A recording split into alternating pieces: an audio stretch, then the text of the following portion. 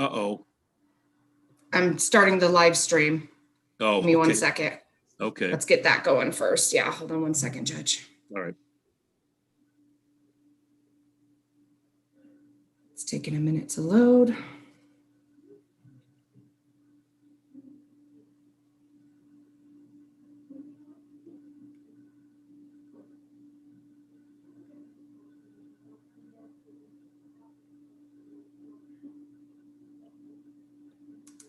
Okay, you should be good to go.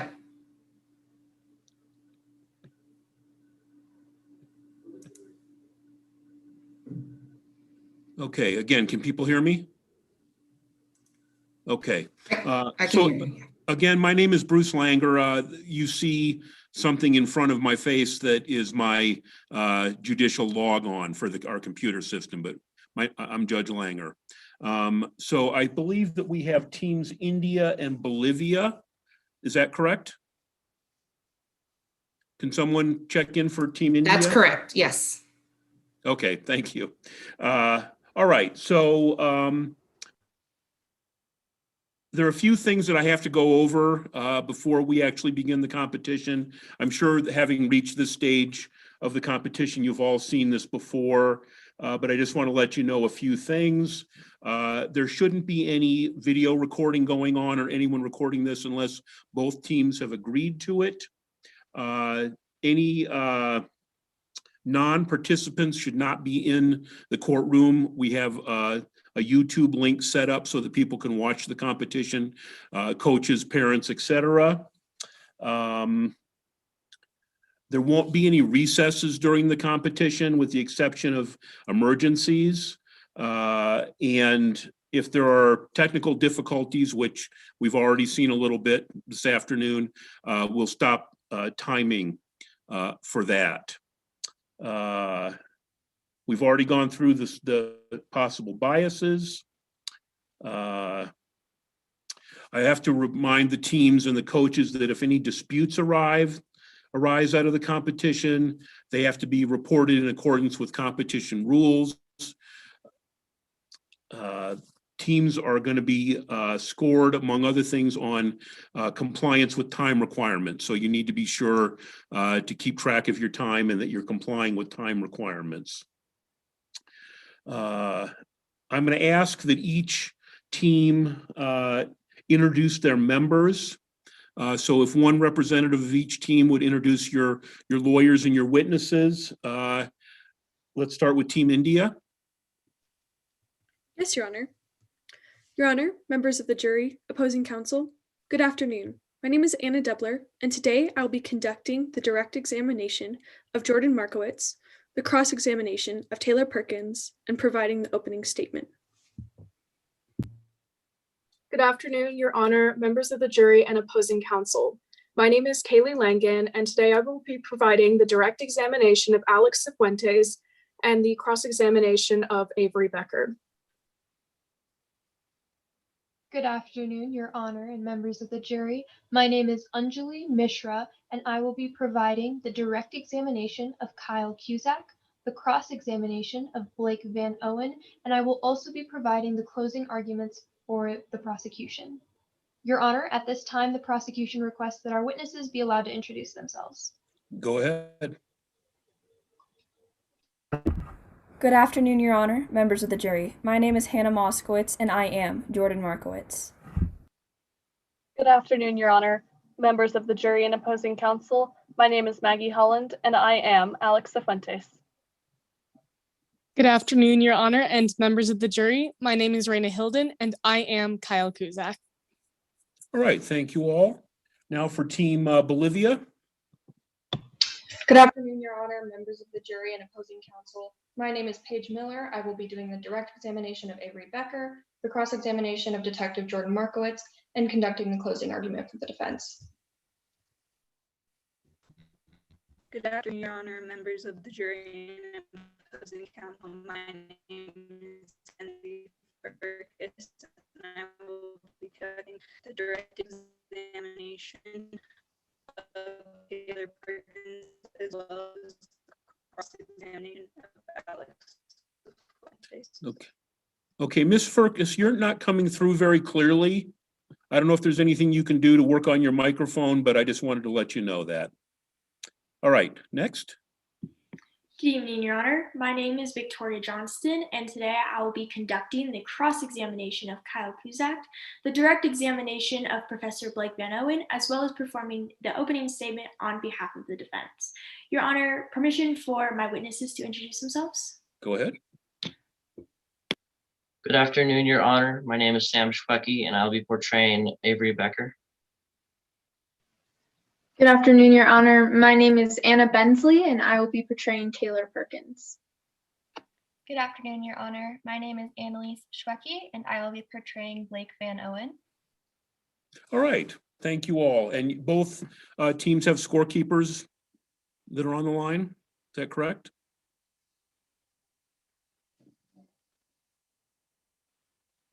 Yes, Your Honor. The prosecution or Team India does. Okay. And for Bolivia? Yes, Your Honor. All right, thank you. I just wanted to confirm that.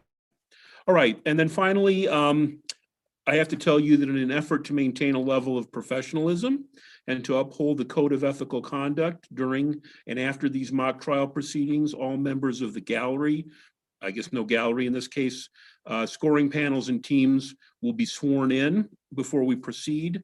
I'm not going to ask you to stand. I think we're going to dispense with that in most circumstances. But I am going to ask the team members, the attorneys, if you would raise your right hands. Do you all swear or promise to present? Let me start over. Do you promise that the presentation you're about to give will faithfully and truthfully conform to the facts and rules of the mock trial competition? Nodding your heads is fine. All right. Witnesses, if you'd raise your right hands.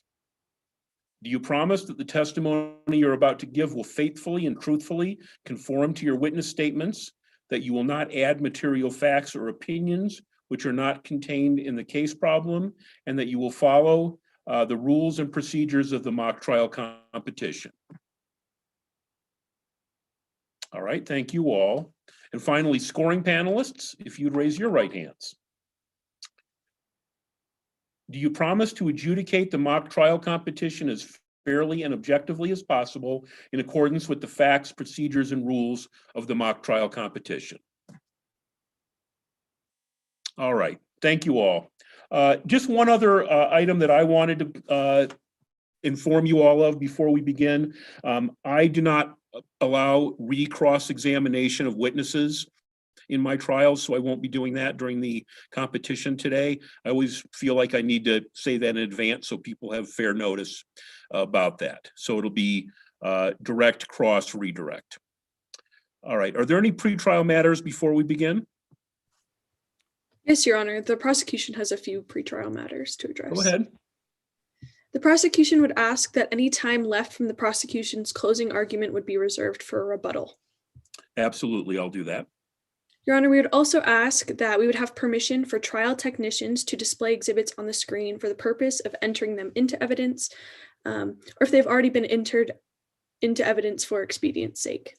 That's fine. You can display them. I'll assume that they're constructively only being shown to the witnesses for purposes of laying a foundation. And then if you wish to show it to the jury, you can ask to publish. Yes, Your Honor. And then the prosecution would ask that exhibits, once they have been entered, would be constructively published to the jury and available to be annotated, but they will just remain on the screen. That's fine. And then there's no further matters. Thank you. And for Team Bolivia, the defense? No further preliminary matters, Your Honor. All right, thank you. All right, then we'll begin with opening statements. Opening statement for Team India. Yes, Your Honor. May it please the court. Your Honor, members of the jury, my name is Anna Debler, and today, along with my co-counsel, Anjali Mishra and Kaylee Langan, today I represent the people of the state of Colorado to bring forth the charges of murder in the first degree and second-degree burglary against the defendant, Avery Becker, and prove beyond a reasonable doubt that the defendant is guilty in this case. Members of the jury, this is a case of the defendant's revenge gone wrong. For the past couple of years, Mackenzie Brackman has been the head coach of the Colorado High School mock trial team and a litigator. Mackenzie Brackman volunteered his time with students as well. However, you will learn from the evidence provided today that one student in particular had a contentious relationship with the coach. Avery Becker, a senior on the team, and the defendant in today's case, is very passionate about and skilled in mock trial. The defendant argued frequently with Coach Brackman about his coaching style. The defendant arrived to practices and tournaments unprepared, and Coach Brackman disapproved of this. Because of this behavior, Coach Brackman even demoted the defendant to the B team, angering the defendant further. You will learn from testimony today that this relationship took a turn for the worst when the defendant vandalized Coach Brackman's car after a heated argument after the regional mock trial tournament. The coach then kicked the defendant off of the team, but you will hear today that the defendant pleaded with his teammates, including Alex Cifuentes, for help to get back on the team. With no success, the evidence will show that the defendant sought revenge on the coach by breaking into the coach's house.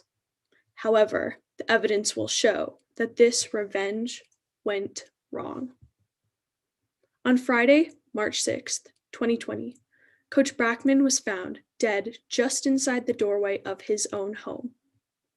The police concluded that the defendant, Avery Becker, killed the coach. Today, the prosecution will call 3 witnesses to the stand who will provide testimony and meet the burden in today's case. The prosecution's first expert witness, homicide detective Jordan Markowitz, will take the stand. You will hear Detective Markowitz has firsthand knowledge of the crime scene. You'll learn how the detective obtained forensic evidence, ring videos, cell tower records, and phone records, all of which tie the defendant back to the scene of the crime at the time of the murder. Then Miss Alex Cifuentes will take the stand. You will hear that Cifuentes, a senior at Colorado High School, was a member of the mock trial team, observed the tension between the defendant and Coach Brackman, and she will most importantly provide screenshots of a conversation in which the defendant, in which the defendant had intent to trash the coach's house. However, this revenge of burglary and vandalism went wrong and instead ended with the death of Coach Brackman. Third, the prosecution's second expert witness, investigator Kyle Kuzak, will take the stand to provide testimony. You will learn that the investigator also has firsthand knowledge of the crime scene. She will confirm Markowitz's findings through methodically collected evidence that describe a struggle as the defendant entered the mock trial coach's home, was surprised that the coach was home, and stabbed the coach. And jury members, beware of the defense's witnesses. Listen close to their testimony and look out for any bias they may include. The evidence provided today will detail that none of the defense's witnesses investigated the scene of the murder firsthand, and none of the defense's witnesses can provide a solid alibi for the defendant at the time of the murder. Now, members of the jury, at the end of today's trial, my co-counsel, Anjali Mishra, will take the stand to give the prosecution's closing argument. She will remind you of the important details of the trial that will prove the defendant's intent and meet the prosecution's burden of proof. She will point to this being a case of the defendant's revenge gone wrong that resulted in the murder of Coach Mackenzie Brackman. Members of the jury, we ask that you return a verdict of guilty. Thank you. All right, thank you. For the defense, opening, please. Yes, Your Honor. A chain is only as strong as its weakest link. The prosecution's case is made up of only weak links, with Avery Becker as the weakest link. Avery Becker was looked at before the evidence. Today, ladies and gentlemen, you will find that the detectives in this case is made up entirely weak links. You will learn that evidence police gathered was either not used or simply circumstantial. In fact, some of the evidence they used was lost. That is only the first weak link. The second, the witnesses, two who are investigators, the same investigators that rushed this entire investigation. And the weakest link of all, the defendant himself, Avery Becker, a young man with a bright future. The case we will present to you today is that of a young man who should be dreaming of all that lies ahead, but instead he's being unfairly accused of murder. Avery Becker is only guilty of one thing: losing his phone. The prosecution's case rests on Avery Becker's past mistakes leading him to murder. But many know that people don't always make the best decisions. But that does not mean that all people who have ever made a mistake are murderers. Avery Becker is just a man who made a simple mistake and is now being faced with murder accusations for a crime he did not commit. Avery Becker wanted to end his senior year on a good note, on good terms with the team he had been part of for his entirety of high school. Avery Becker made a mistake, and investigators used that as a leverage to find him guilty of murder. Avery Becker, the weakest final link, was looked at before any other suspect, some who might even had more of a motive than himself. First, you will hear from the defendant himself, Avery Becker, who will take the stand to prove to the jury that he's indeed innocent of this crime and that he is simply a young man who would never do anything to jeopardize his entire future. Avery Becker has his whole life ahead of him, a life he would not simply throw away from one club, from one small part of his life.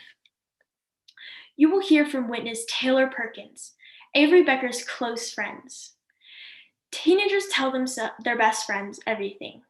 Taylor Perkins will testify under oath that she was with Avery Becker on the day the victim was killed and will be able to tell us where they were on the day of this crime that she knows Avery did not commit. Not only because she was with him the whole day, but also because she knows that her best friend would never commit such an atrocity over a petty feud.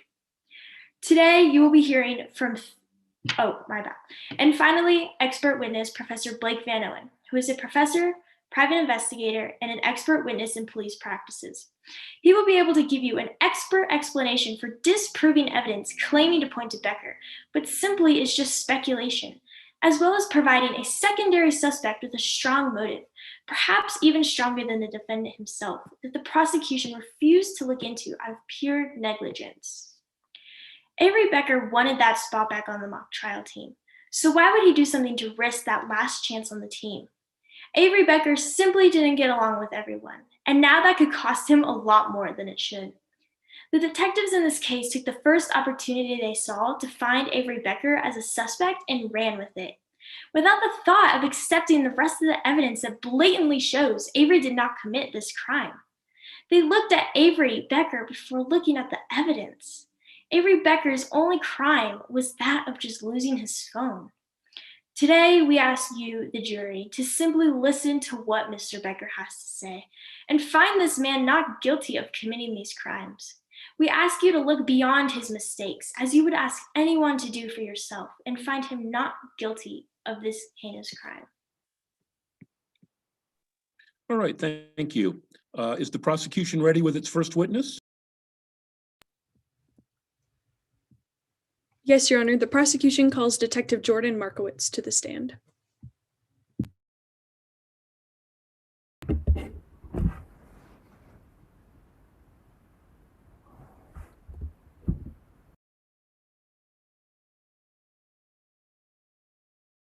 May I proceed? I'm sorry, I didn't unmute myself. You can go ahead. Yes, Your Honor. Hello, Detective Markowitz. Can you please state your name and spell your last name for the record? Of course, that's Detective Jordan Markowitz, Markowitz. Thank you. And can you please tell the jury a little bit about your employment history? Of course, I've been working for the Denver Police Department for the past 13 years. However, for the past 7, I've been a homicide detective. And do you have any special training in any certain fields? I do. I took a 3-day course with the American Academy of Law Enforcement in cell phone technology and forensic data recovery. In order to complete this training, I had to pass a certification test. And do you use this training regularly? I do. I've obtained and interpreted over 50 cell tower records and cases. Your Honor, at this time, I move to tender Detective Jordan Markowitz as an expert witness in the fields of criminal investigation, cell phone technology, and forensic data recovery under Rule 702 on the grounds of her skill, experience, and training. All right, any objection? No objection, Your Honor. She'll be so recognized. Yes, Your Honor. Now, Detective, what was your role in today's case? I was called to the home of the victim Mackenzie Brackman at his residence on 444 South Flower Street on March 6, 2020. And what did you conclude about today's case? Well, from all of the evidence gathered, I concluded that the defendant, Avery Becker, was guilty of all these charges, using three things in particular. One, that Mackenzie Brackman died in a struggle. Two, the defendant had the intent to trash the home of the victim, Mackenzie Brackman. And three, cell tower records demonstrate that the defendant was at the home of Mackenzie Brackman at the time of the murder. Now let's break those conclusions down a little bit, starting with the first conclusion. What did you do upon arriving at the scene of the crime? Upon arriving at the victim's home, I went around the back door through an open gate. As I made my way through the house, I saw the victim, Mackenzie Brackman, by the front door in a pool of his own blood. At this time, let the record reflect that the trial technician will display exhibits 1 through 4 on the screen. Detective, turning to Exhibit 1, are you familiar with each of these exhibits? Yes, I am. What is Exhibit 1? Exhibit 1 is a photo of the victim, Mackenzie Brackman, as viewed from the front porch of his home. And turning to Exhibit 2, what is Exhibit 2? Exhibit 2 is another image of the victim, Mackenzie Brackman, this time indicating his position in relation to the door. Now turning to Exhibit 3, what is this exhibit? This exhibit demonstrates where on the body the knife wound was on the victim. And does Exhibit 3 say anything particular about the orientation of the wound? Yes, as you can see, the orientation of the wound is horizontal. And now turning to Exhibit 4, what's Exhibit 4? Exhibit 4 is a better exhibit on the victim's positioning and a closer look at the wound. And Detective, how do you know what all of these exhibits are? I was there at the crime scene. And are these all fair and accurate copies of what you saw on March 6th, 2020? Yes, they are. Your Honor, at this time, I move to enter Exhibits 1 through 4 into evidence. Is there any objection? No objection, Your Honor. Exhibits 1 through 4 are admitted. Yes, Your Honor. Now let's look at these exhibits. Turning to Exhibits 3 and 4, what was the importance of Exhibits 3 and 4 specifically? Well, as you see from Exhibit 3, it shows a clear image of where and how the knife wound entered the victim. As you can see, the knife wound is horizontal, indicating that there was a struggle. Now, from Exhibit 4, you can see the positioning of the victim. His hands in this outright position demonstrate that he was indeed in a struggle when he died. And from this physical evidence, what did you believe to be the progression of events? I believe that Mackenzie Brackman was running away from the intruder when they interacted in a struggle and eventually was left dead. And turning back to Exhibit 1, what else did you notice about the residence? Well, as you can see from this image, in the upper right-hand corner, there is a Ring video camera. And did you use these Ring cameras in your investigation? I did. I illegally accessed several videos that showed the intruder coming into the home. Now, let's talk about that second conclusion you reached, that Avery Becker had intent. Was there any other evidence to prove that Avery Becker was the murderer? Yes, there was. Upon further investigation on the victim, I found that he was a mock trial coach for Colorado High School. With this lead, I began speaking to some of his students, one of them being Alex Cifuentes, who provided me text messages in which Avery Becker spelled out his intent to trash the home of Mackenzie Brackman. And in your expert opinion, were these screenshots doctored in any way? No, from my expertise in cell phone technology, I could not see anything that indicated that it would be doctored. Now, what did you do to investigate the defendant further? Well, as I was denied an interview with the defendant, I instead obtained warrants to access cell tower records. And can you please explain to the jury in layman's terms what these records were? Of course. While I could give a lengthy explanation on what these records were, I will keep it brief. A cell data records, or CDRs, is an account of any incoming or outgoing calls that also indicate the date, the time, and what tower that the cell phone was connected to during this transaction. Now let the record reflect that the trial technician will be displaying exhibits 15, or just exhibit 15 on the screen. Detective, what is exhibit 15? This is a record of which cell phone towers Avery Becker's phone was connected to during the time of the murder. And do you often compile your data for cases in this way? Yes, I do. And is this a fair and accurate copy of what notes you made? Yes, it is. Your Honor, at this time, I move to enter exhibit 16 into evidence, or 15 into evidence, my fault. Any objection? No objection, Your Honor. 15 is admitted. Yes, Your Honor. Now, Detective, talking about your third conclusion, that Becker's records pin him to the scene of the crime, using exhibit 15, can you please tell the jury what the CDRs indicate about the defendant's phone activity that day? Of course. As you can see in the upper left-hand corner, that is where Becker's house is. Very close is a cell phone tower in which from 12:45 to 12:50 the defendant's phone was connected to, indicating he was home at that time. Then, traveling down Rock Creek Parkway, I determined that from 1:05 to 1:17, the defendant was at the home of Mackenzie Brackman. Now, this was during the time of the murder, and it was indicated by his connection to the tower 1197-1. And in your expert opinion, Detective, what happened in today's case? In my expert opinion, I believe that Avery Becker went to the home of Mackenzie Brackman on March 6, 2020, with the intent to vandalize his home, only for this revenge to go horribly wrong and for Mackenzie Brackman to end up dead. Thank you. No further questions, Your Honor. All right, cross-examination? Yes, Your Honor. Good evening, Detective Markowitz. Let's start with your experience. You have been a detective for 7 years, correct? Yes, but I've been working for the police department for 13. You have specialized training with cell phones? I do. This specialized training was a 3-day course, correct? Yes, it was. Regarding Alex Cifuentes, she did not provide her phone on the day of your interview, correct? No, but she did provide screenshots. That may have been the only time you encountered a teenager that did not have their cell phone with them, correct?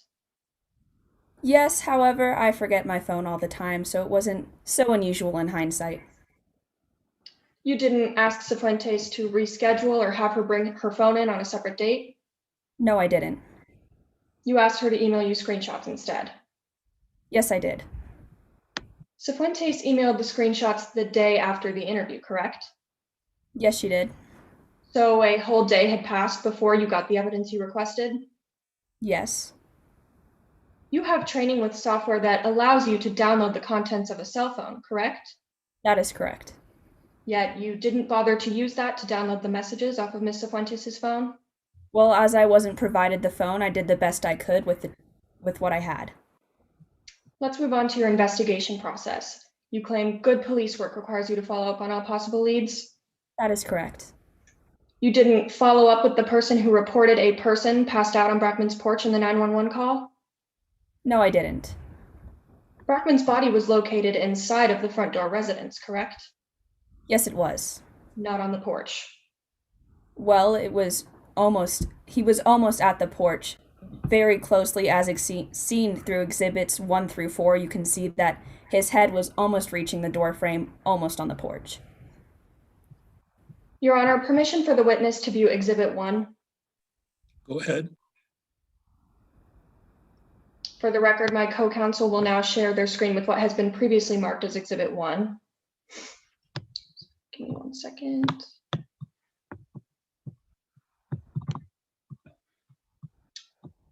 As pictured here, Brackman's left arm is pictured above his head, correct? Yes, that is correct. Your Honor, permission for the witness to view Exhibit 4. Go ahead.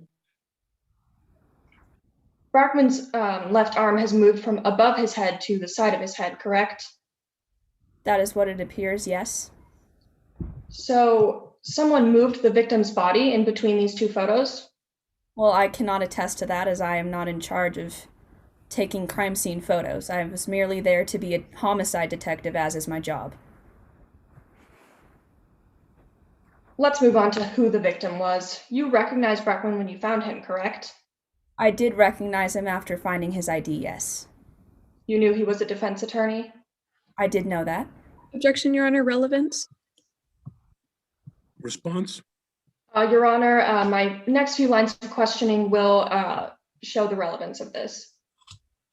I'm going to overrule the objection subject to tying it up. Yes, Your Honor. This murder could have been the work of a previous client, correct? That is what I originally believed. However, all evidence pointed to the defendant, Avery Becker. Blair Rowland's father was a client of Brackman's. Yes, he was. Brackman lost the case that got Blair's father sent to prison for murder, correct? That is what I believe, yes. Blair was in the courtroom when that occurred. I believe so. This ties Rowlands to Brackman, correct? Yes, however, as I mentioned, all other evidence pointed to the defendant, Avery Becker, being the perpetrator of this crime. You spent a month investigating all leads, correct? Yes, that is correct. But you did not investigate Blair Rowlands. Again, once I got the lead on the text messages, everything else became clear that Avery Becker was the perpetrator of this crime. So after you received these text messages, you neglected to follow up on Blair at all? Yes. During this investigation, you let the evidence guide you. I did. The evidence guided you straight to Avery. That is correct.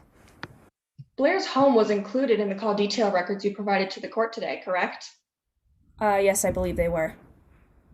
You signed your affidavit knowing you must include anything at all relevant to the case, correct? Yes, that is correct. Yet Blair was not mentioned at all. Because all evidence pointed to the defendant being Avery Becker. Thank you, Your Honor. No further questions. All right, thank you. Any Yes, Your Honor, briefly. Detective, why didn't you pursue Blair Rowlands as a suspect in this case? Well, originally I believed that Blair Rowlands could have been a suspect. However, all evidence pointed to the defendant, Avery Becker, being the perpetrator of this crime. Thank you. No further questions, Your Honor. All right, thank you, Detective. The prosecution can call its next witness. Yes, Your Honor. The prosecution calls Ms. Cifuentes.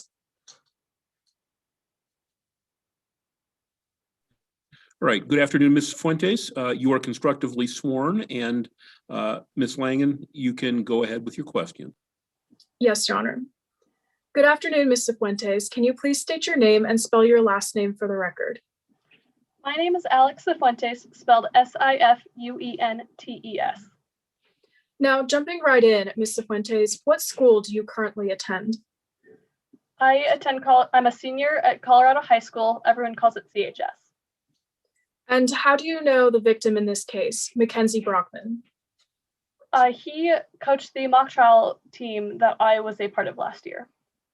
And how do you know the defendant in this case, Avery Becker? Avery and I were really good friends, and we were both on the mock trial team coached by Mr. Brackman. Now, you mentioned mock trial. How did you come to join this team? Avery was actually the one who first introduced me to mock trial and convinced me to try out. And now, looking more at the defendant, what is your opinion of the defendant? Although we were best friends, I would never say this to his face, but he was never on time or prepared, which was just like so annoying. Now, you did not like the way that the defendant treated Mr. Brockman. Why is that? Well, Mr. Brackman was always pushing Avery to do better because he could see the natural talent in him, but Avery refused and just played the victim instead. I'm sorry, was there an objection? Yes, Your Honor, speculation. Response? Your Honor, this witness's testimony is simply based on her own observations. Anything else from the defense? Your Honor, I was specifically objecting to the statement of Ms. Cifuentes saying that Mr. Brackman could see the natural talent in Avery Becker, and that's why he pushed him there has been no foundation laid that Ms. Fuentes would have any reason to have a proper opinion on that. Okay, I'm going to sustain the objection as to that statement. You can go ahead and ask another Your question. Yes, Your Honor. Now let's move on, Ms. Fuentes. Can you briefly describe the incident in which the defendant was demoted from the A team to the B team on mock trial? After Avery came to practice late again, Mr. Brackman demoted Avery to the B team. After that, Taylor also stepped down so that Avery could get back on the A team. And was this the only incident in which the defendant and Mr. Brockman butted heads? No, it was not. Can you please briefly describe the incident or the events leading up to this second incident in which the defendant and Mr. Brockman butted heads? Well, at the very next practice, Mr. Brackman tried to explain to Avery there was a big difference between good showmanship and actually being a good lawyer. He told him that to be a successful lawyer in the real world, he actually had to prepare, more like me. And how did the defendant react to these comments based on your observations? Avery stormed off, and then he wrote on Mr. Brackman's Porsche Worst Attorney Award in all caps with a permanent marker. Now, just to clarify, was this hateful message written in a permanent marker or a dry erase marker? A permanent marker. There's a big difference between the two, and Avery's not stupid. Now, what happened to the defendant after this vandalization of Mr. Brockman's property? Mr. Brackman kicked Avery off the team permanently. If you ask me, he should have pressed criminal charges to put all of this to rest. Now, at this time, I would like to direct your attention to Exhibit 14. Your Honor, let the record reflect that the trial technician will be presenting Exhibit 14 on the screen. All right, go ahead. Now, Ms. Fuentes, do you recognize Exhibit 14? Yes, I do. What is Exhibit 14? A screenshot of the string of text messages that Avery sent to me. And how do you know what Exhibit 14 is? I was the one who received these text messages. Your Honor, at this time, I move to enter Exhibit 14 into evidence. Any objection? Yes, Your Honor, on Rule 1002, requirement of the original. Response? Yes, Your Honor. According to Rule 1003, duplicates are admissible in the court. Okay, the objection's overruled. I'm going to admit 14. Now, Ms. Fuentes, I would like to, who are these text messages from, once again, before I move on? From Avery Becker. Now, I'd like to direct your attention to the fourth text message from the defendant. Could you please follow along as I read? From the defendant. Well, if he's still upset about his car, then he's going to be really upset when he sees what I do to his house. Then you, Ms. Fuentes, respond, what are you going to do to his house? The defendant then responded, I'm going to wait until he's at work, then break in and trash it. Did I read that correctly? Yes, you did. Now, moving on to the day after the murder of Mr. Brockman. What happened on March 7th, 2020? After the cold-blooded murder of our beloved coach, Mr. Brackman, I got a call from a police detective. And what did this detective ask of you? Well, I didn't want to rat out Avery or anything, but I could never lie in an actual murder investigation. So I told the detective about those text messages. And are you aware that you are being accused of fabricating these text messages between yourself and the defendant? Yes, how outrageous. I may be the queen of mock trial, but I'm no drama queen. I just don't have the time to do something like that ridiculous accusation. Are you also aware that you are being accused of stealing the defendant's phone the day before the murder of Mackenzie Brockman? Yes, this is just as outlandish as the last accusation. I really liked Mr. Brackman as a person and as a coach. I would never do anything to hurt him. Plus, why would I give my phone to Blair? We're not even that close. Now, lastly, I would like to ask you about the defendant's various roles as a witness. Was the defendant as good of a showman in a witness role as he was in a lawyer role? Objection, Your Honor, relevance. What's the relevance? Your Honor, this goes to the validity of the testimony of the defendant here today in court. Anything else, Ms. Ferk?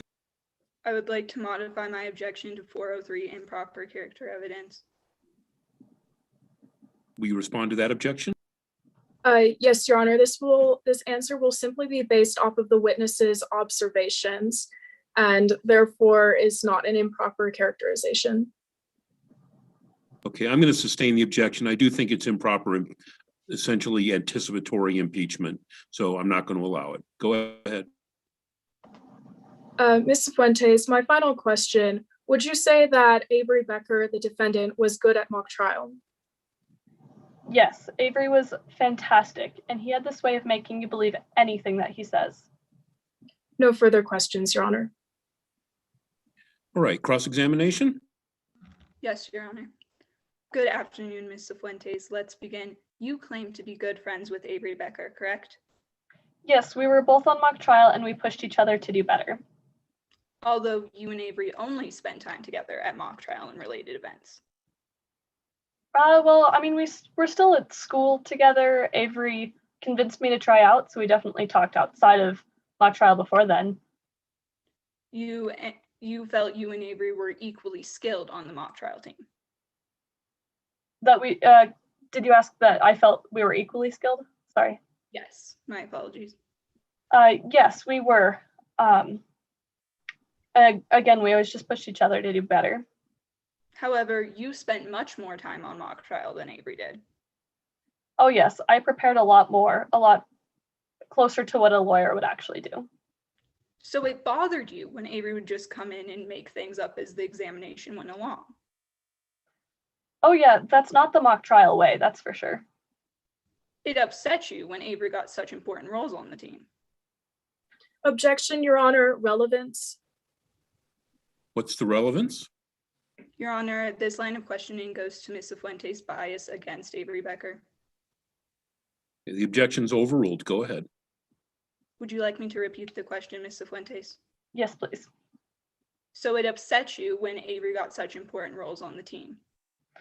Oh yeah, I definitely wanted my turn in the spotlight, but Avery and I were besties. I just wanted my time to shine. You felt that Avery didn't win any awards in mock trial based on any real talent? Well, scoring panelists judge differently, and sometimes they aren't always very fair. So, I mean, I guess you could say that. So it upset you that Avery won all of these awards despite his lack of effort? Definitely. I was ready for Avery to just like join debate or something. You were looking forward to getting more important roles with Avery off of the team? Yeah, I mean, after Avery graduated, I would have gotten bigger roles, but without Avery, we wouldn't have made state. You felt that the team was better off without Avery as a whole? I think we were definitely a lot more calm with Avery. If like Avery would show up to practice on time and more prepared. And so that particular example, yeah, we would have just functioned a little bit better. So that is a yes, you felt the team was better off without Avery? Without Avery's attitude, I would say, is a better answer. Let's discuss Exhibit 14. Detective Markowitz called you in for an interview regarding information on your phone, correct? Yes. But you didn't bring your phone with you to the interview? Oh, yeah, no, I definitely forgot it, even though I offered to bring it in again. The detective said it was fine. You didn't realize at any point on the way to the interview that you had forgotten your phone? We were rushed and I was about to go testify against my friend in a murder trial, so no, I was not thinking about my phone at all. Detective Markowitz didn't ask you to bring in your phone at a later time? I mean, if the detective wanted it, they would have asked me, and it's her job anyways. So at no point did Detective Markowitz see your phone in person? Yeah, I mean, tracking through events, I guess not, but the screenshots were printed out and I sent them directly to her. You traded in your phone even knowing it contained this evidence?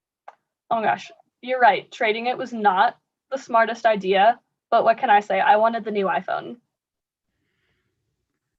So you no longer have direct access to these text messages? No, just the screenshots. Yeah, and it was out of my hands. It's all with the detective now. So you also don't have any idea where that phone is now? That old thing? No. Let's discuss the text messages themselves.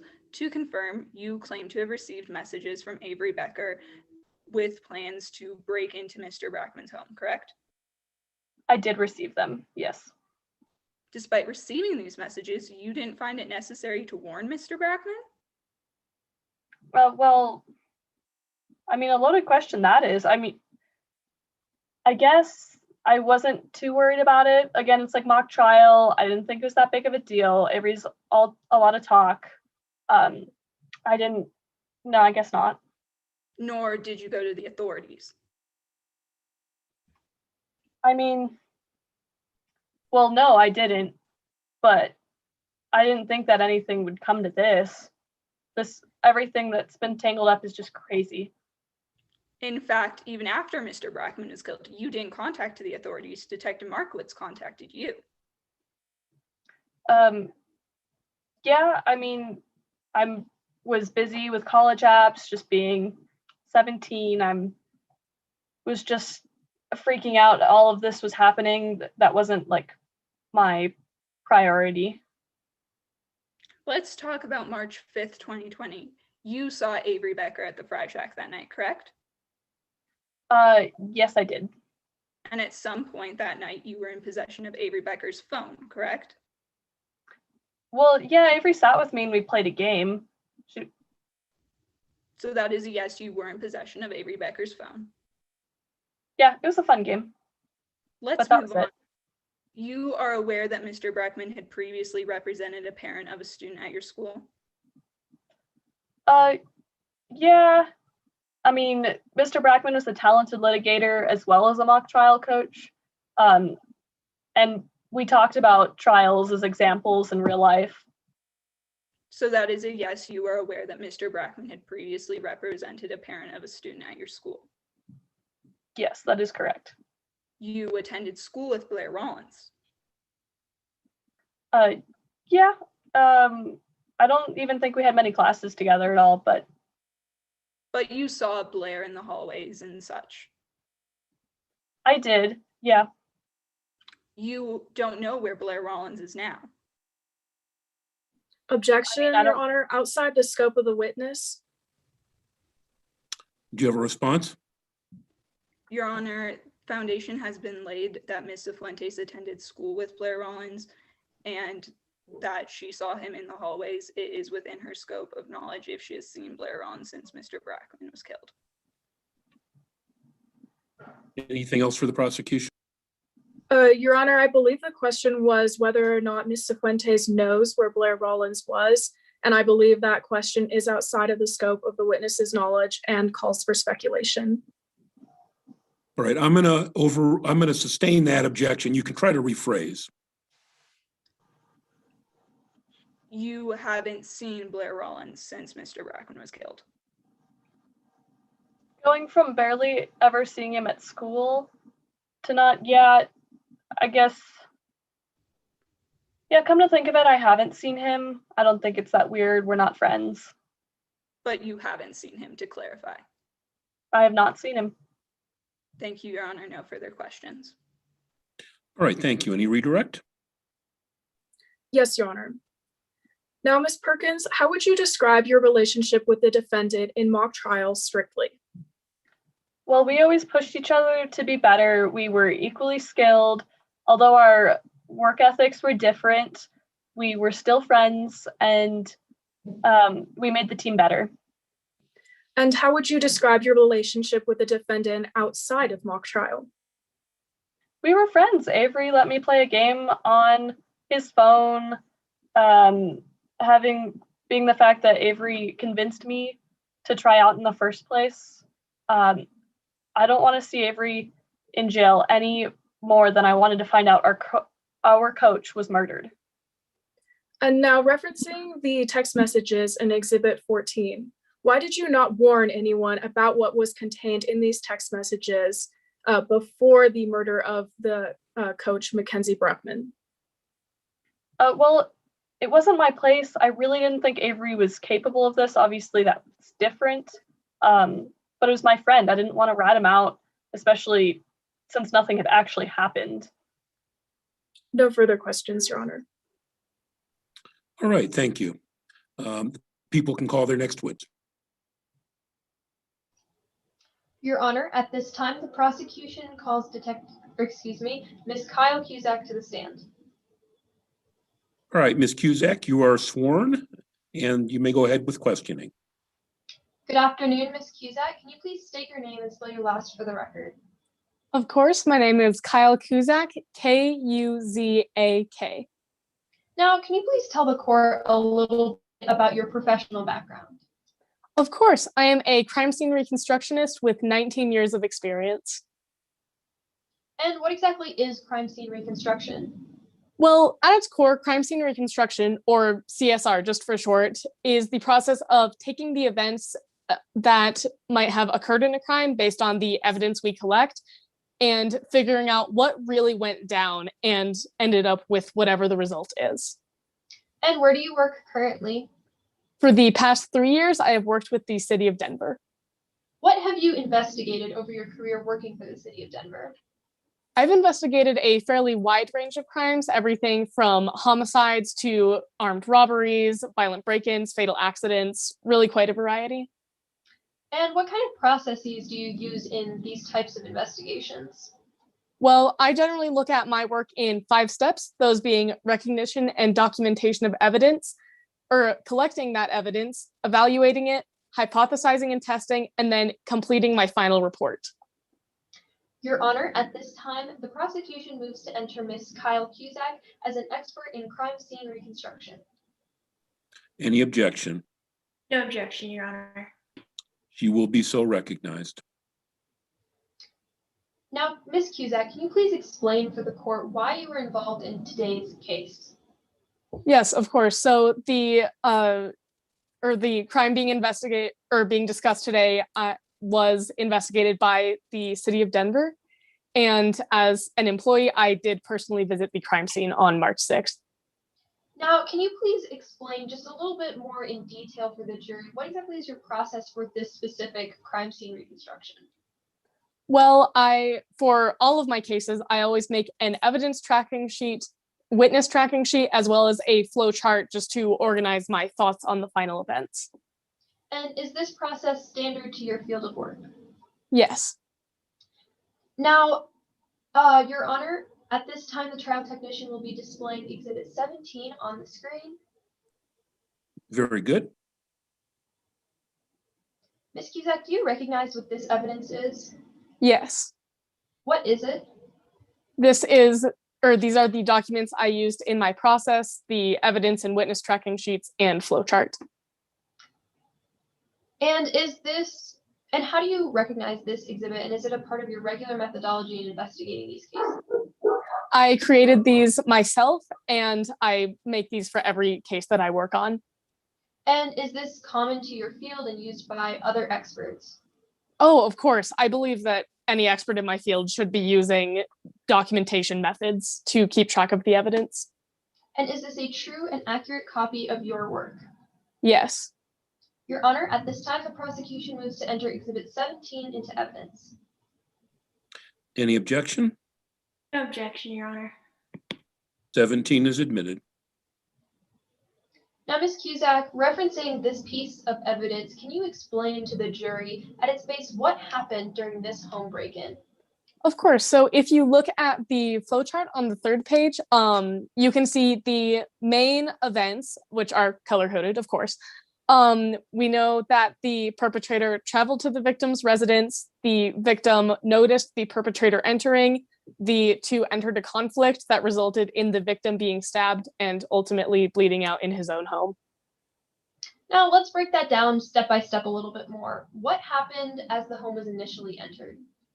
Well, we know from the ring security videos that the perpetrator first attempted to enter through the front door, but after realizing it was locked, entered through the back gate and back door. And what happened after that? After that, the victim, he had either been notified by the ring security system or simply heard the perpetrator attempting to enter his home.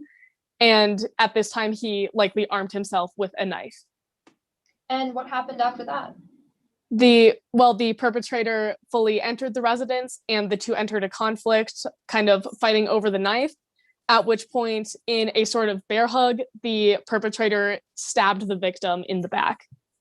Now, what evidentiary basis did you use to make this conclusion about the fight? Well, there were quite significant pieces of evidence that led to that, mainly a group of scuff marks near the back door, as well as a broken plate. Your Honor, at this time, the trial technician will be screen sharing exhibits 9 and 18. Okay. Ms. Cusack, do you recognize these two exhibits? Yes. What are they? Exhibit 9 shows the broken plate, and Exhibit 18 shows the scuff marks. And how do you recognize what these two pieces of evidence are? I saw them myself at the crime scene, as well as having viewed the photos in my later analysis. And are these fair and accurate representations of both what you saw at the crime scene and what you worked with in your lab? Yes. Your Honor, at this time, the prosecution moves to enter exhibits 9 and 18 into evidence. Any objection? No objection, Your Honor. 9 and 18 are admitted. Now, Ms. Cusack, can you please explain to the jury the significance of these two pieces of evidence? Of course. Well, as far as we know, these pieces rarely exist in just a standard home and very clearly indicate some kind of force that caused these. And let's talk a little bit about the murder weapon itself. Can you please tell the jury about your findings? Yes, of course. The knife used in this murder was a Chicago cutlery knife of about 12 inches in total length. And the stab wound entered through the shoulder blade into the heart. Now, allow me to direct you to exhibits 5, 7, and 8, which will be shared by our trial technician. Do you recognize these exhibits? Yes. What are they? They are images of the knife and knives in the home. And how do you know what these pieces of evidence are? I saw them myself. And are these fair and accurate representations of what you saw at the crime scene? Yes. Your Honor, at this time, the prosecution moves to enter exhibits 5, 7, and 8 into evidence. Any objection? No objection, Your Honor. 5, 7, and 8 are admitted. Now, Ms. Cusack, given your analysis of pieces of evidence, did the murder weapon come from the victim's kitchen? Yes, it fairly clearly did. Now, referencing exhibit 4, which I believe the trial technician will also be sharing, can you please explain to the jury what important analysis you gathered from this evidence? Of course. Well, we see here that the knife wound is obviously horizontal, which supports the idea that the perpetrator and victim entered in an altercation with one another, and the stab eventually happened when they were wrestling over the knife, and the perpetrator managed to sort of use the force of his arm as a hinge in order to horizontally stab the victim. Now, given your expert opinion and the evidence that you analyzed, did the perpetrator in this case have the intent to kill Mr. Brackman initially upon entering the home? Well, because we see that the knife came from the victim's own home, it seems fairly clear that this was a burglary gone wrong. We saw the perpetrator attempt to enter multiple times unarmed, and generally in what I've investigated, cases where the perpetrator intends to kill the victim, they bring the weapon themselves. And given the evidence that you analyzed and in your expert opinion, who is the perpetrator in this case? Avery Becker. Your Honor, I have no further questions at this time. All right, thank you. Cross-examination? Yes, Your Honor. Before I begin, since I'm the last cross-examination, may I ask for a brief time check? Sure. Can we get that? Thank you. May I continue? Go ahead. You visited the scene of the homicide, correct? I did. There were scuff marks found on the kitchen floor at the scene of the homicide. Yes, and they indicated to me a struggle. So you believed that the scuff marks indicated a struggle occurred in the house? Yes. Yes. Those scuff marks could have been created before the homicide occurred? Well, perhaps, but it seems unlikely. So are you certain that those scuff marks were created during the time of the homicide? Well, given how severe the coloring on the scuff marks is, it indicated to me a very forceful action, which generally one wouldn't have in a house. So there is no definitive way to tell when those scuff marks were created on the floor. No. Let's move on to the Ring security app. You believe that the Ring app must have alerted Mr. Brackman to the presence of an intruder, correct? Yes, either through the system or simply hearing somebody attempt to enter his home. Brackman could have turned off his Ring notifications to his phone, Yes, he could have. or simply just not have seen the notification on his phone. Yes, those are possible, but he also likely would have heard someone attempting to enter his home. Let's move on to the blood splatter found at the scene. You reviewed photographs of the blood droplets and the blood trail found at the scene, correct? I did. These pictures were lost at some point in the investigation? During the investigation, and this was later on after the actual homicide occurred, the files were corrupted. However, they were not particularly important to the investigation. You didn't find that the blood splatter pictures were important to the investigation? Well, DNA analysis showed that any blood at the scene belonged to the victim himself, and the splatters, which we did have an opportunity to see at the crime scene, were not particularly important to the massive amount of evidence we otherwise had. So part of your opinion was based off of pictures that cannot be seen here in court today? I wouldn't say that. They did not significantly impact my reconstruction work. So you didn't use those pictures to help create your opinion? Well, obviously, I take all of the evidence that I can into account, but they were not the largest pieces of evidence that I worked with. You would have preferred to have more physical evidence at the scene? Any person would have. You couldn't put together exactly what happened at the scene? Well, I was not there at the scene during the murder, so no. You weren't able to place all of the evidence? Well, in crime scene reconstruction, we can only work out of what we have there, and obviously all of the reconstructionists working on this case did the best that we could given our evidence. You weren't able to place most of the evidence, even though it seemed like a straightforward home invasion crime? No, it did seem like a fairly straightforward home invasion that led to a homicide to me. Let's move on. Ms. Cusack, do you recognize Exhibit 17? Yes, I do.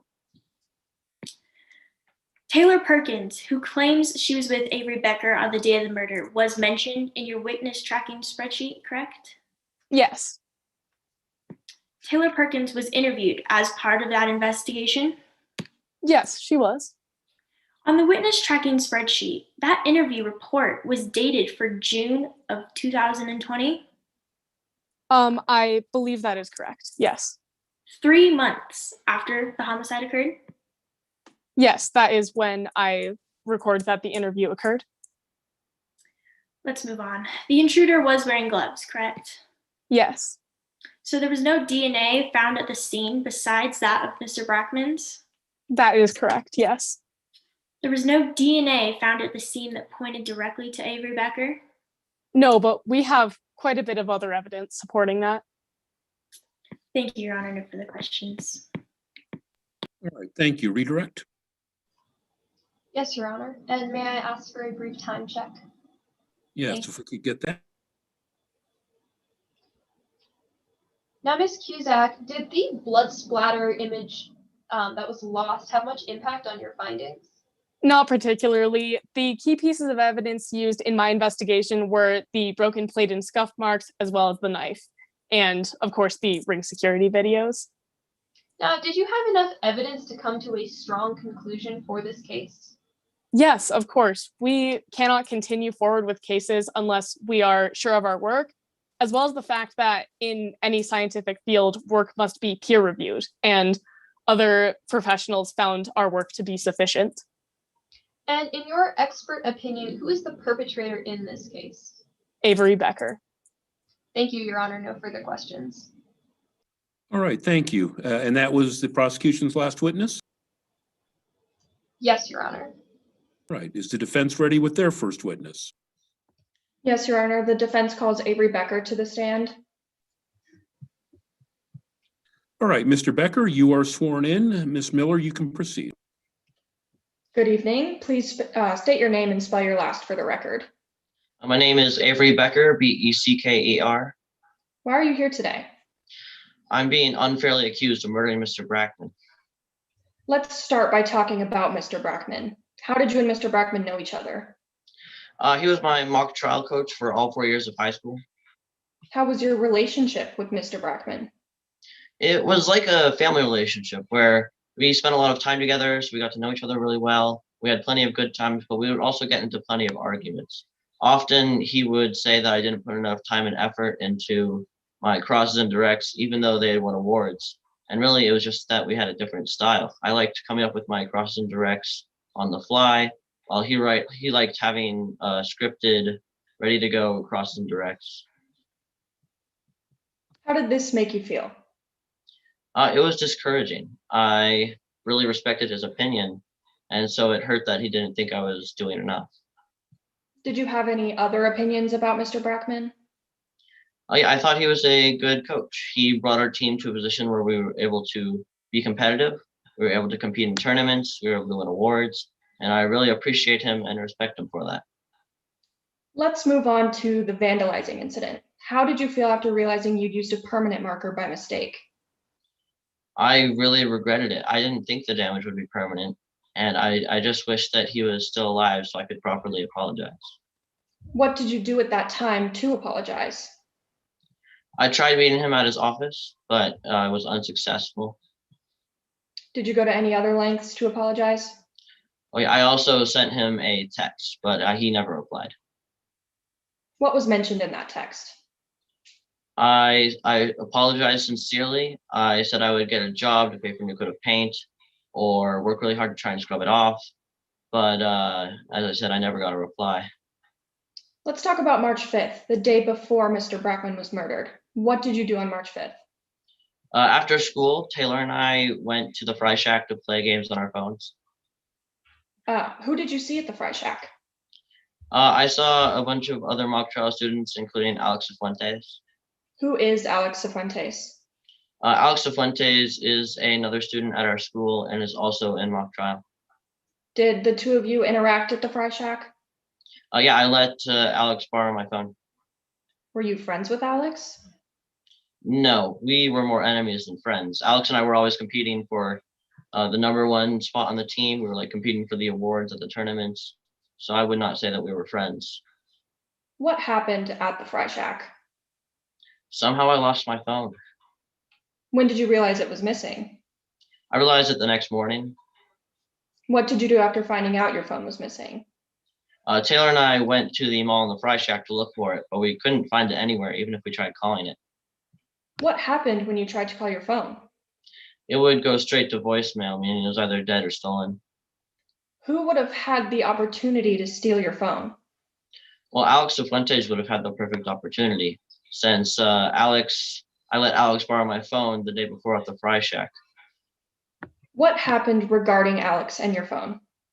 Well, Alex claims to have received texts from me saying that I needed help getting back on the mock trial team and that I was going to trash Mr. Brackman's house. But I would not go to Alex for help. Alex would be the last person I would go to help. And trashing Mr. Brackman's house, like I love mock trial, but that's way too far. Would you text Alex in a situation such as this? No. Let's talk about Blair Rollins. Who is Blair Rollins? Blair is another student at our school. How do you and Blair know each other? To my knowledge, Blair and Alex are friends. What information do you have regarding Blair and Mr. Brackman? Well, from what I understand, Mr. Blair's father was represented by Mr. Brackman in court, and Mr. Brackman lost the case, getting Blair's father thrown in jail. Did you hear Detective Markowitz's testimony today? Yes. Did you hear him testify that your phone had been located near Brackman's house on the day of March 6th? Yes, I do remember that. How do you explain that? I think that Alex stole my phone and then let Blair use it. And Blair went over to Mr. Brackman's house and tried to frame me for being there using my phone. Objection, Your Honor. Speculation. You have a response?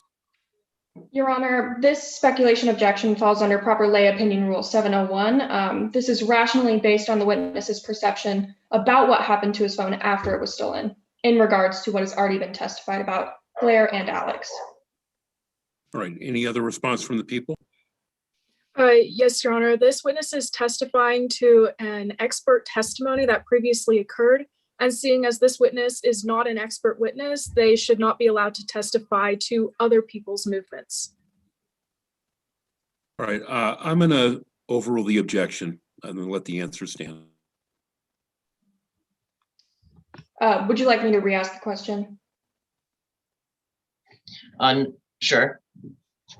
How do you explain the fact that your phone was located near Brackman's home? I think that Alex stole my phone and then let Blair use it to try and frame me for being in that area. What similarities do you share with Blair Rowland? Blair and I are about the same height and build. What do you know about Blair's current whereabouts? Blair, to my knowledge, has not been seen since Mr. Brackman's murder. Thank you, Your Honor. No further questions. All right, cross-examination? Yes, Your Honor. Good afternoon, Mr. Becker. You were good at mock trial. Yeah, I'd say so. Mock trial and putting on a performance comes naturally to you. Yeah. Because of this, you did not work very hard in mock trial. Yeah, Mr. Brackman always thought that I didn't put enough effort into my directs and crosses, even though I've won awards for them. Exactly. Your laziness and lack of a work ethic in regards to mock trial is the reason why you did not get along with Mr. Brockman. That is correct. You did not like Mr. Brockman. Yeah, we often fought, but it was like a family relationship. We had some good times as well.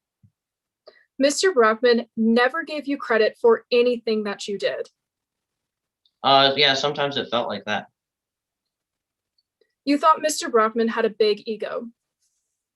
Yeah, he was always bragging about his directs and crosses, although I felt like my style of doing things was better. You argued with Mr. Brockman at every single practice. Yeah, like I said, it was like a family relationship where, we would often argue over things because we spent a lot of time together, but we also had plenty of good times as well.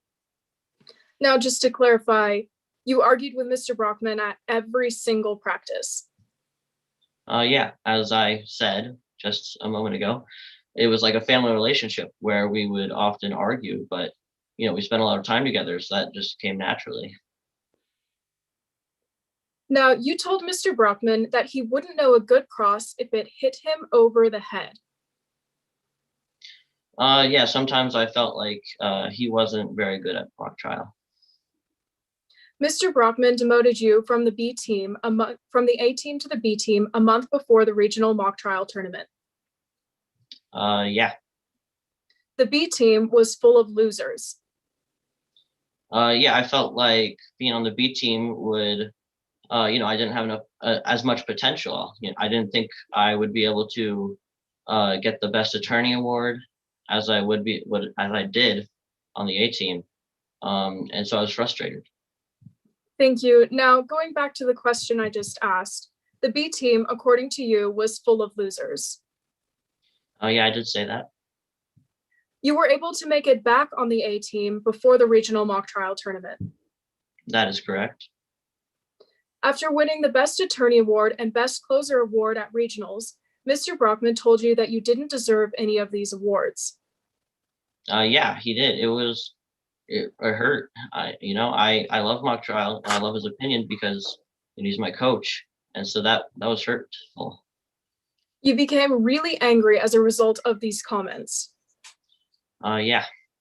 You called him the worst attorney in the state.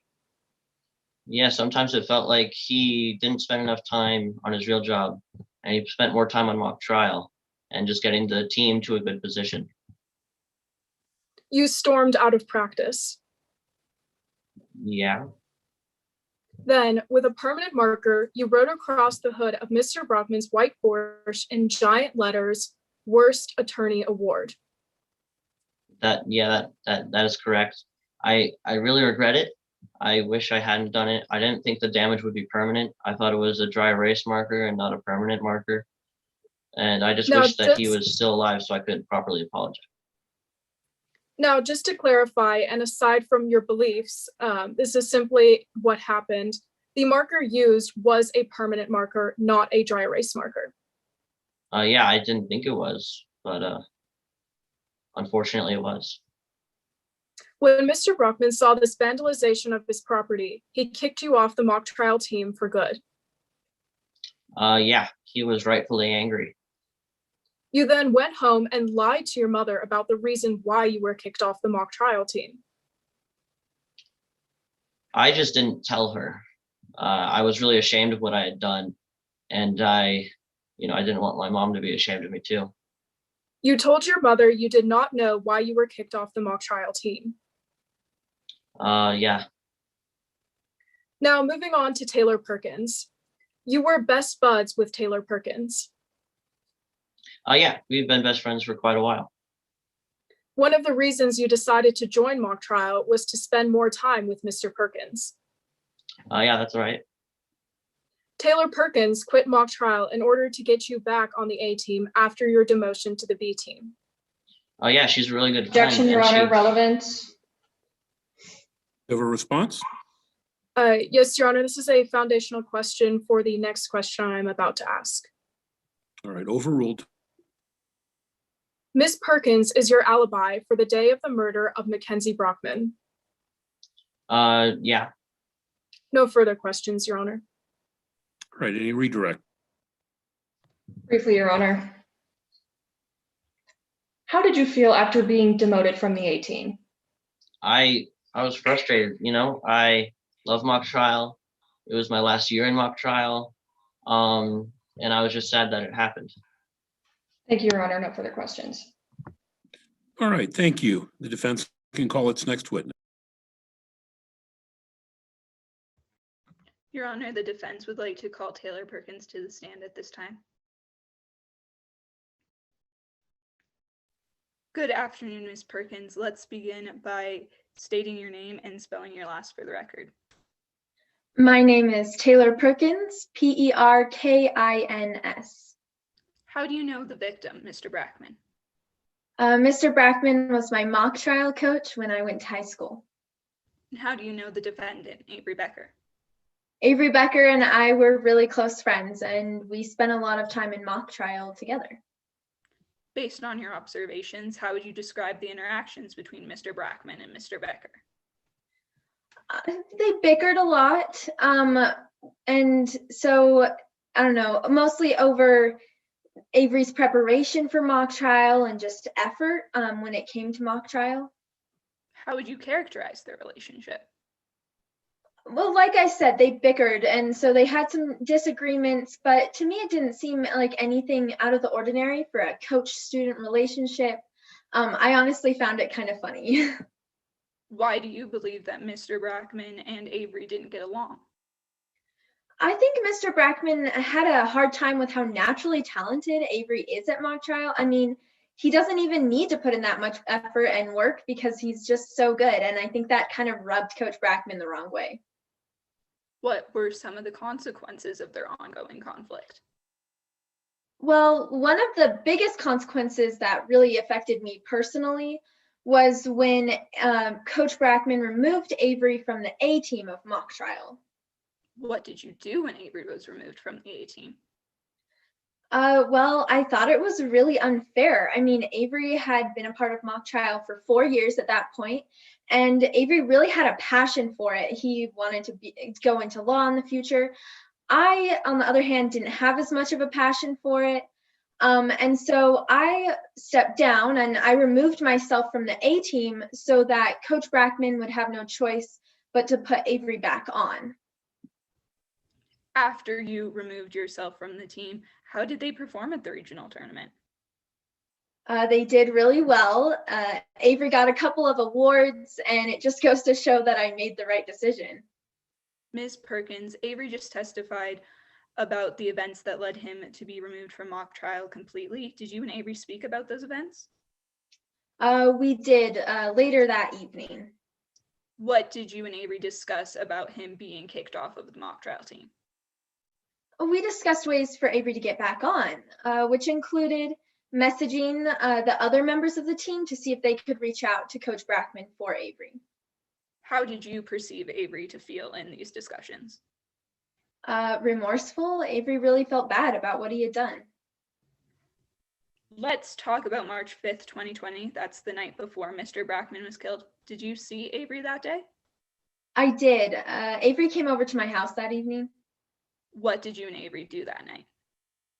Well, we played some video games at my house, and then we got hungry, so we went to the Fry Shack. Who else was at the Fry Shack that night? Most of the mock trial team was actually at the Fry Shack, including one of Avery's least favorite people, Alex Cifuentes. How do you know Alex Cifuentes? She was also on the mock trial team. She was a year younger than Avery and I.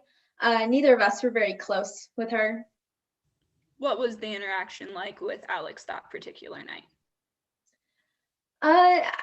I mean, it wasn't great. Alex seemed kind of insincere in talking to Avery. And so understandably, Avery got upset and he stormed off to the bathroom. Did Avery take his phone with him to the bathroom?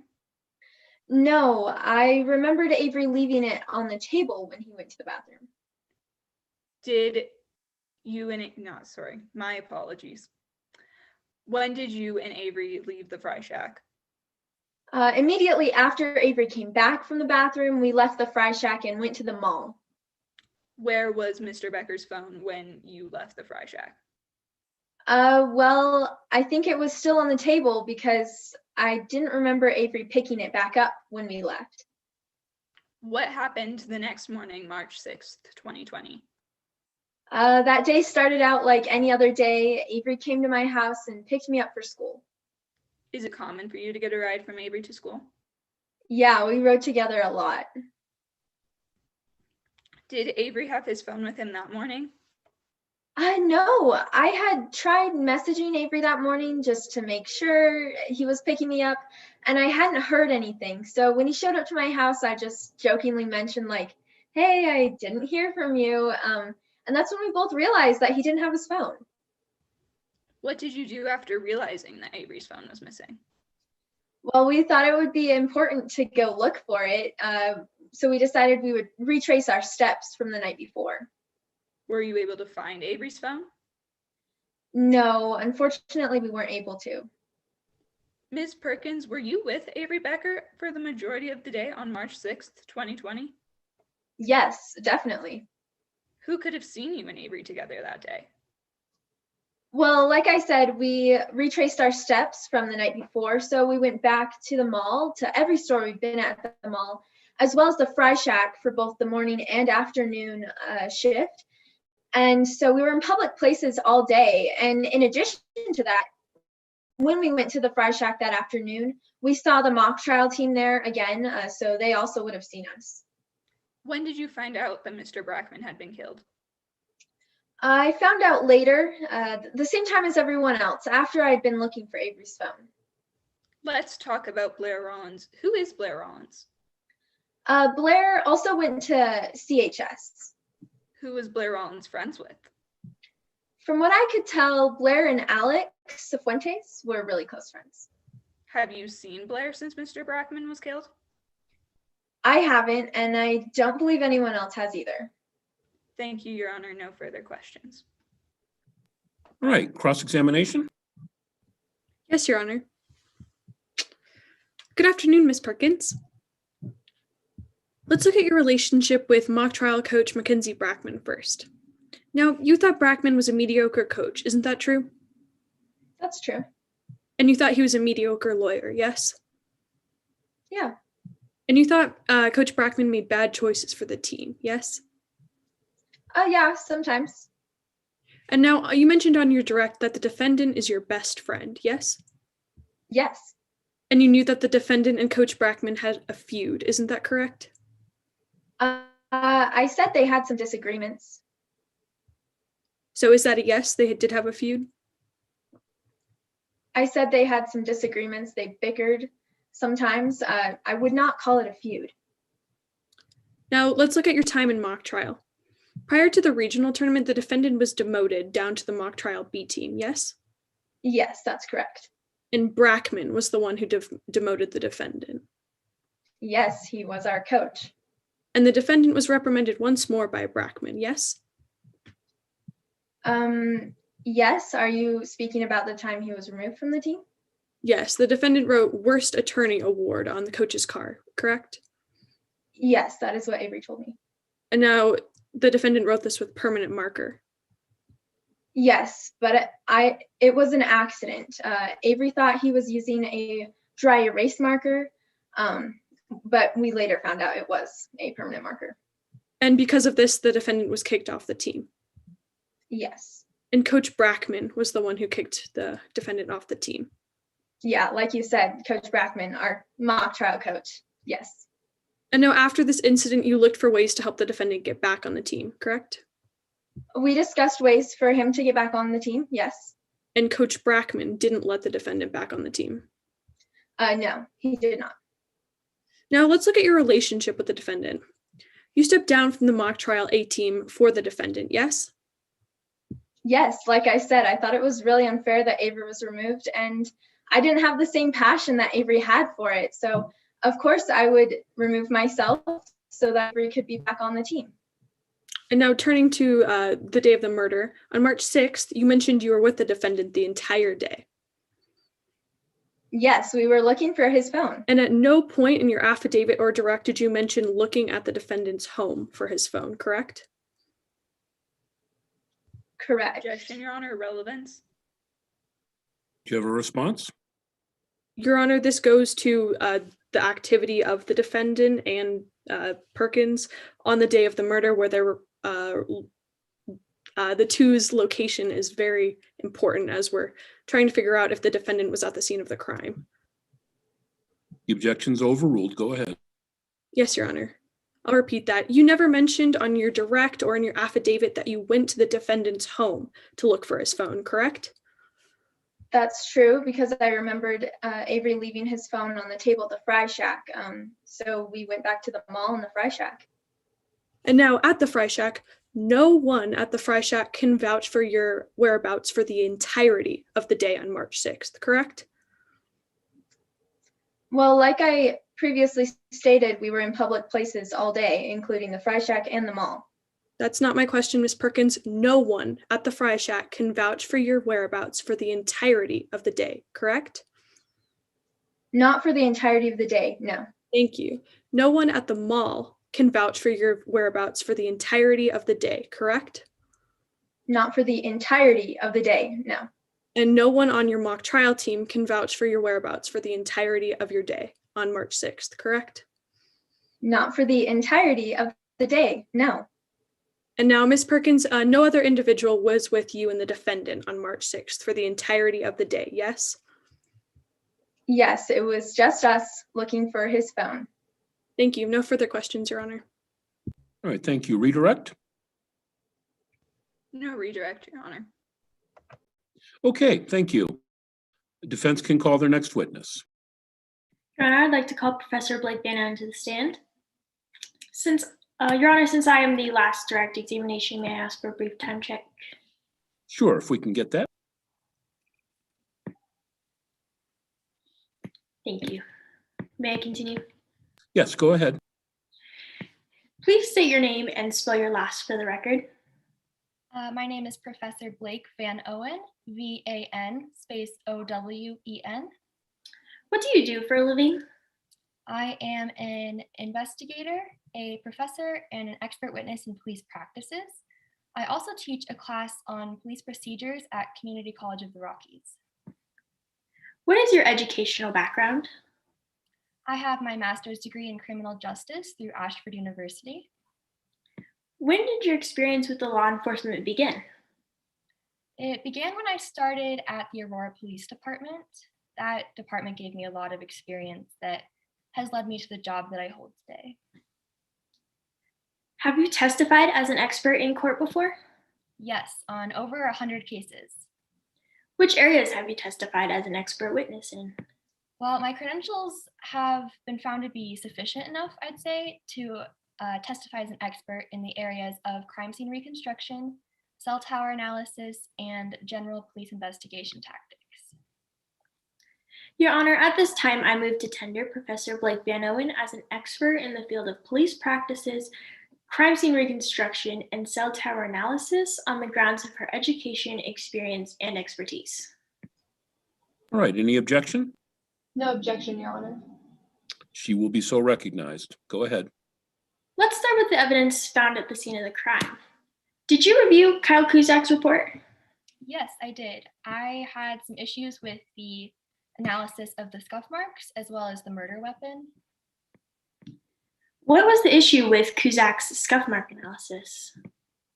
I mean, we can all see that there were scuff marks on the floor, but it's not clear when they got there or how they got there. I mean, you can't carbon date scuff marks, so there's no way of knowing that it occurred during that incident.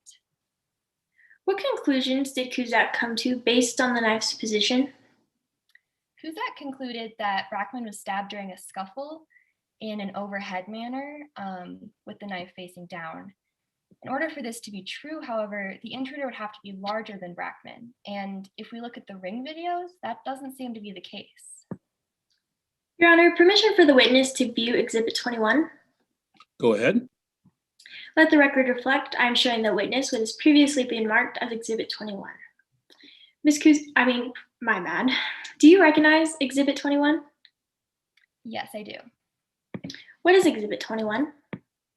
It is a photo of a hand holding a knife in a grip that appears to be very comfortable and natural based on the way that the knife's handle is constructed. Is the exhibit you're reviewing a complete and accurate copy of the photo you reviewed during your investigation? Yes, it is. How do you know? Because this is the one I used when making my examination. Your Honor, I now move to admit Exhibit 21. Any objection? No, Your Honor. Exhibit Your 20. Honor, my bad. Your Honor, permission to publish to the jury? Okay, 1 second. Exhibit 21 is admitted, and you may. Thank you, Your Honor. I now show you what has been marked for identification as Exhibit number 21. What does this picture mean to the investigation? Well, most people will hold a knife in this same manner, no matter how they're going to use it, just because the way the knife is constructed, the handle.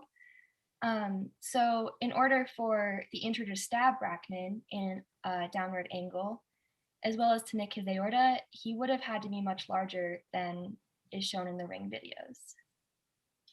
Let the record reflect, I have stopped sharing my screen. Now, let's talk about the Ring Security app. What experience, if any, do you have with the Ring Security app? I own this app myself, and I'd say I use it quite frequently. What are some of the owner's abilities on the app? Well, one of the ones I use a lot is to be able to turn on and off notifications. Especially at my house, there's a lot of people coming and going, so it doesn't make sense for me to see every single notification. Do you know if Mr. Brackman's security system had this option? Yes, every system should have this ability. Let's talk about the cell phone towers. Where do you believe Avery Becker's phone was at the time of the murder? Well, based on cell tower analysis, it appears that his phone was around the general area of Brackman's house. However, cell tower analysis is different from GPS data. How is GPS data different from cell tower data? GPS data will give you an exact location of a phone at a specific time. Cell tower analysis is a little more vague, and because phones will connect to towers that give them the best connectivity. So that might be one right next to them, or it could be one 10 miles away. Therefore, it's hard to pinpoint a phone's exact location. Further, Taylor Perkins has testified that Avery Becker had lost his phone. So even if we knew that his phone was in the general area of Brackman's home, we couldn't place Avery Becker with his phone. Do you know if Detective Markowitz had access to these cell phone records? Yes, he did. What do you believe Detective Markowitz should have done with this opportunity? He should have taken it. He only obtained records for a specific amount of time, and he should have used it for the day leading up to the murder, the day of the murder, just getting the whole records. He also should have looked at other people who are connected to the victim and obtained their records as well. What did police have access to at the time of the murder? Police will always have access to Celebrate, which is a mobile forensic software. It will allow them to download the contents of any cell phone, which would include text messages. What did the police do with this software?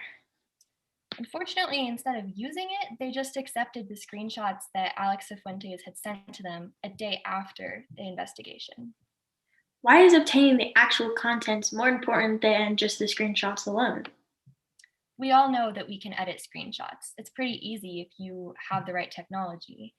And using the technology that they had available to them, they should have used it. What do you believe that the police should have done instead? They should have used the technology given to them and obtained the text messages in that way rather than the screenshots.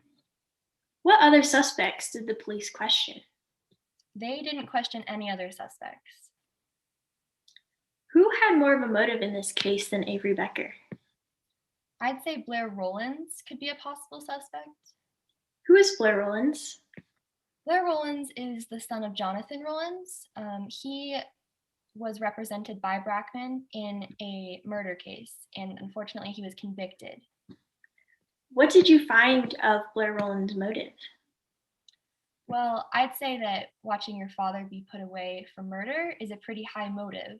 And also, as Brackman was as Mr. Rowlands was being led away, he called out to Brackman that he would get him back. And that's a threat. What is Exhibit 22? Exhibit 22 is an audio recording of the court proceedings where Mr. Rowlands was convicted. How do you know? It is the one I have reviewed in my investigation. Have you personally reviewed the audio labeled as Exhibit 22? Yes, I have. To your knowledge, has a copy of Exhibit 22 been provided to the prosecution counsel? Yes. Is Exhibit 22 a complete and accurate copy of the audio you retrieved from the investigation? Yes, it is. Your Honor, I now move to admit Exhibit 22.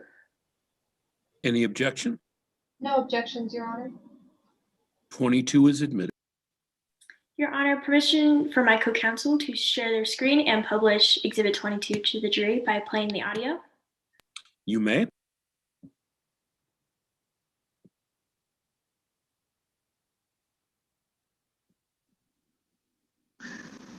I'll get you back, Brackman, if it's the last thing I do.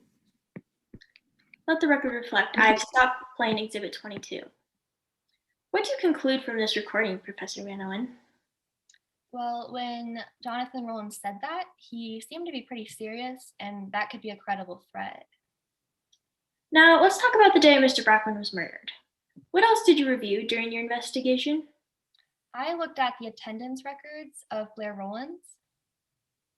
What did you find when reviewing Blair Rowlands' school attendance records? I found that he was absent from school the day of the murder, and that would have allowed him to go to Brackman's home. What do you know about Blair's whereabouts today? We don't know where he is or how to contact him. What motive would Blair Rowlands have to harm Mr. Brackman? I mean, having your father be put in jail for murder seems to be a pretty high motive, more so than just being cut from the mock trial team. In your expert opinion, do you believe Avery Becker killed Mr. Brackman? No, I do not. Thank you, Your Honor. No further questions. Cross-examination? Yes, Your Honor. Good afternoon, Ms. Van Owen, Now, you used to work for the Aurora PD, correct? Yes, I did. But you left and now work as a private investigator. Yes, that's correct. I had an incident there, and it really changed the way I view police practices. And you are paid much, much more as a private investigator than you were at your previous job. Yeah, I am. In fact, you have charged over $7,000 for the current case today. I handle about 8 to 10 cases a year, and it's my part-time job, so I do charge money for it. So you have charged over $7,000 for this current case? Yes. And it's true that you expect you will be paid at least $1,000 more after your testimony here today in court. That is a typical expert witness charge, so yes, I do. And moving on, you do not like Detective Jordan Markowitz very much, correct? Yeah, that's true, I don't. And you even let it go so far as affecting your professionalism, and you call her Defective Markowitz? I did include that once in my affidavit. I was a little frustrated with her. So you called her that in a signed affidavit for the court? Yes. Now, a significant part of your testimony seems to be trying to refute the detective's claims, so let's address one of those. You claim that Blair Rollins had the motive and opportunity to harm Coach Brackman. Yeah, as the evidence shows, I think he could have. And you were unsatisfied with the police's investigation of Mr. Rollins. I was most definitely unsatisfied. They didn't even look into him. So you took it upon yourself to look into him. I obtained his school attendance records, as I previously testified to. And you even found out his height and build. Yes, I did. And you did the work to track down an audio clip of his father. Yes, I did. I consider him a suspect, and I think it's important to gather all the evidence. But despite that, you did not actually obtain any cell phone records from the day of the crime to indicate whether Mr. Rollins was at the scene of the crime. I should have done that. It's a lot easier for the police to, so I expected them to, and they didn't. But in your investigation, in which you went to look for all evidence possible, you didn't even look for cell phone evidence that would have indicated if he was even in the vicinity of the crime scene? Can you please rephrase that? I'm a little confused.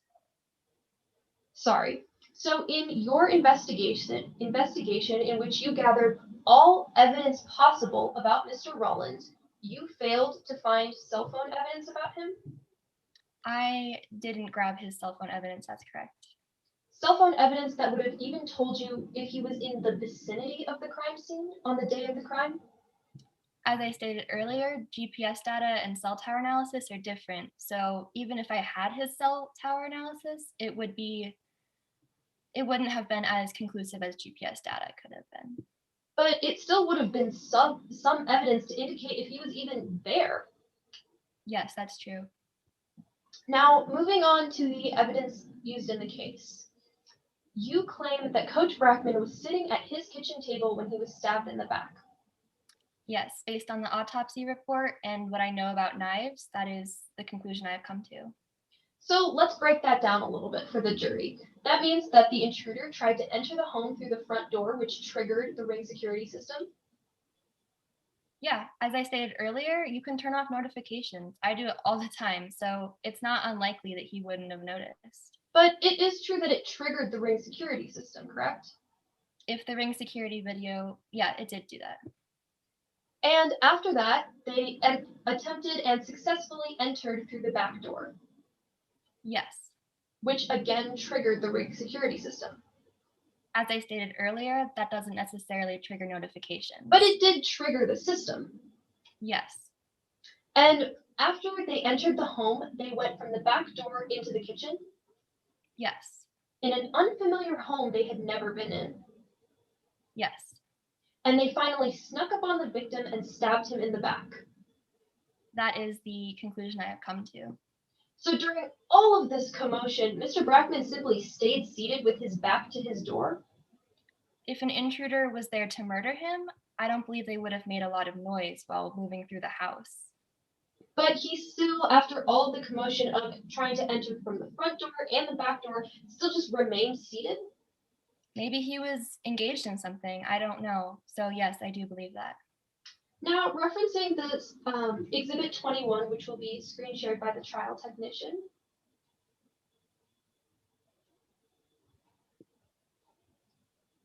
And scrolling down to Exhibit 21, the picture of the knife,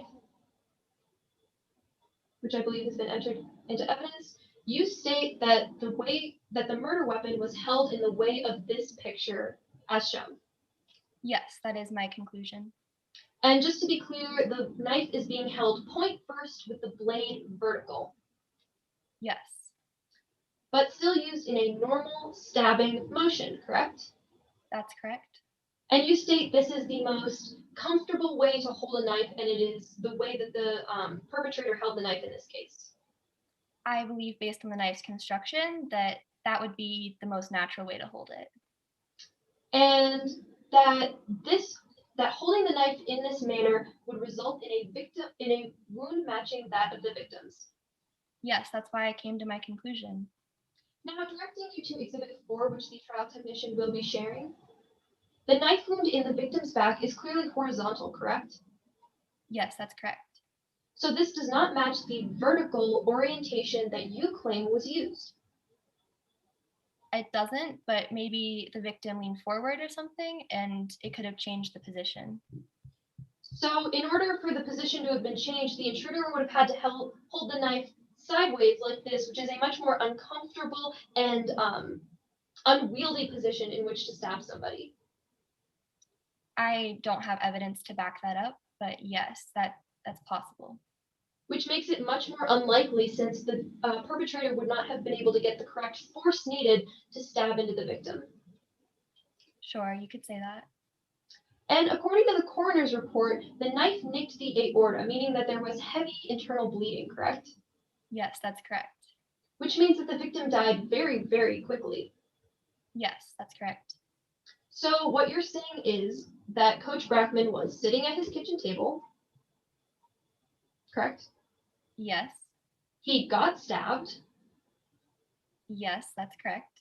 And then he pulled the knife out of his own shoulder, stood up, and walked all the way to his front door. I believe that's possible. Your Honor, I have no further questions at this time. All right, thank you. Any redirect? Yes, Your Honor. Professor Van Owen, why can you reiterate why did you not obtain cell phone records for your investigation? Yes, of course. The police have access to that, and as a civilian investigator, it's a lot more difficult to obtain those records. So I didn't obtain them because I expected the police to. Thank you, Your Honor. No further questions.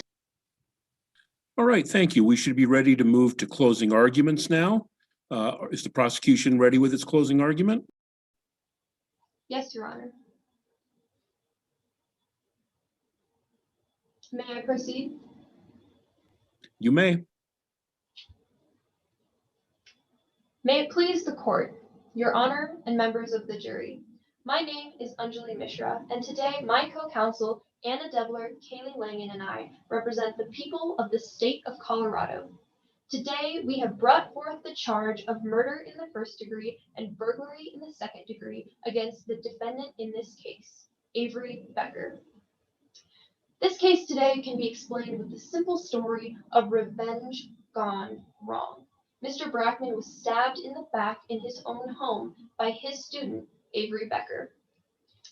Now, the prosecution has the burden of proof today in this case, and members of the jury, we have fulfilled that burden. We have proven to you beyond a reasonable doubt that the defendant is guilty.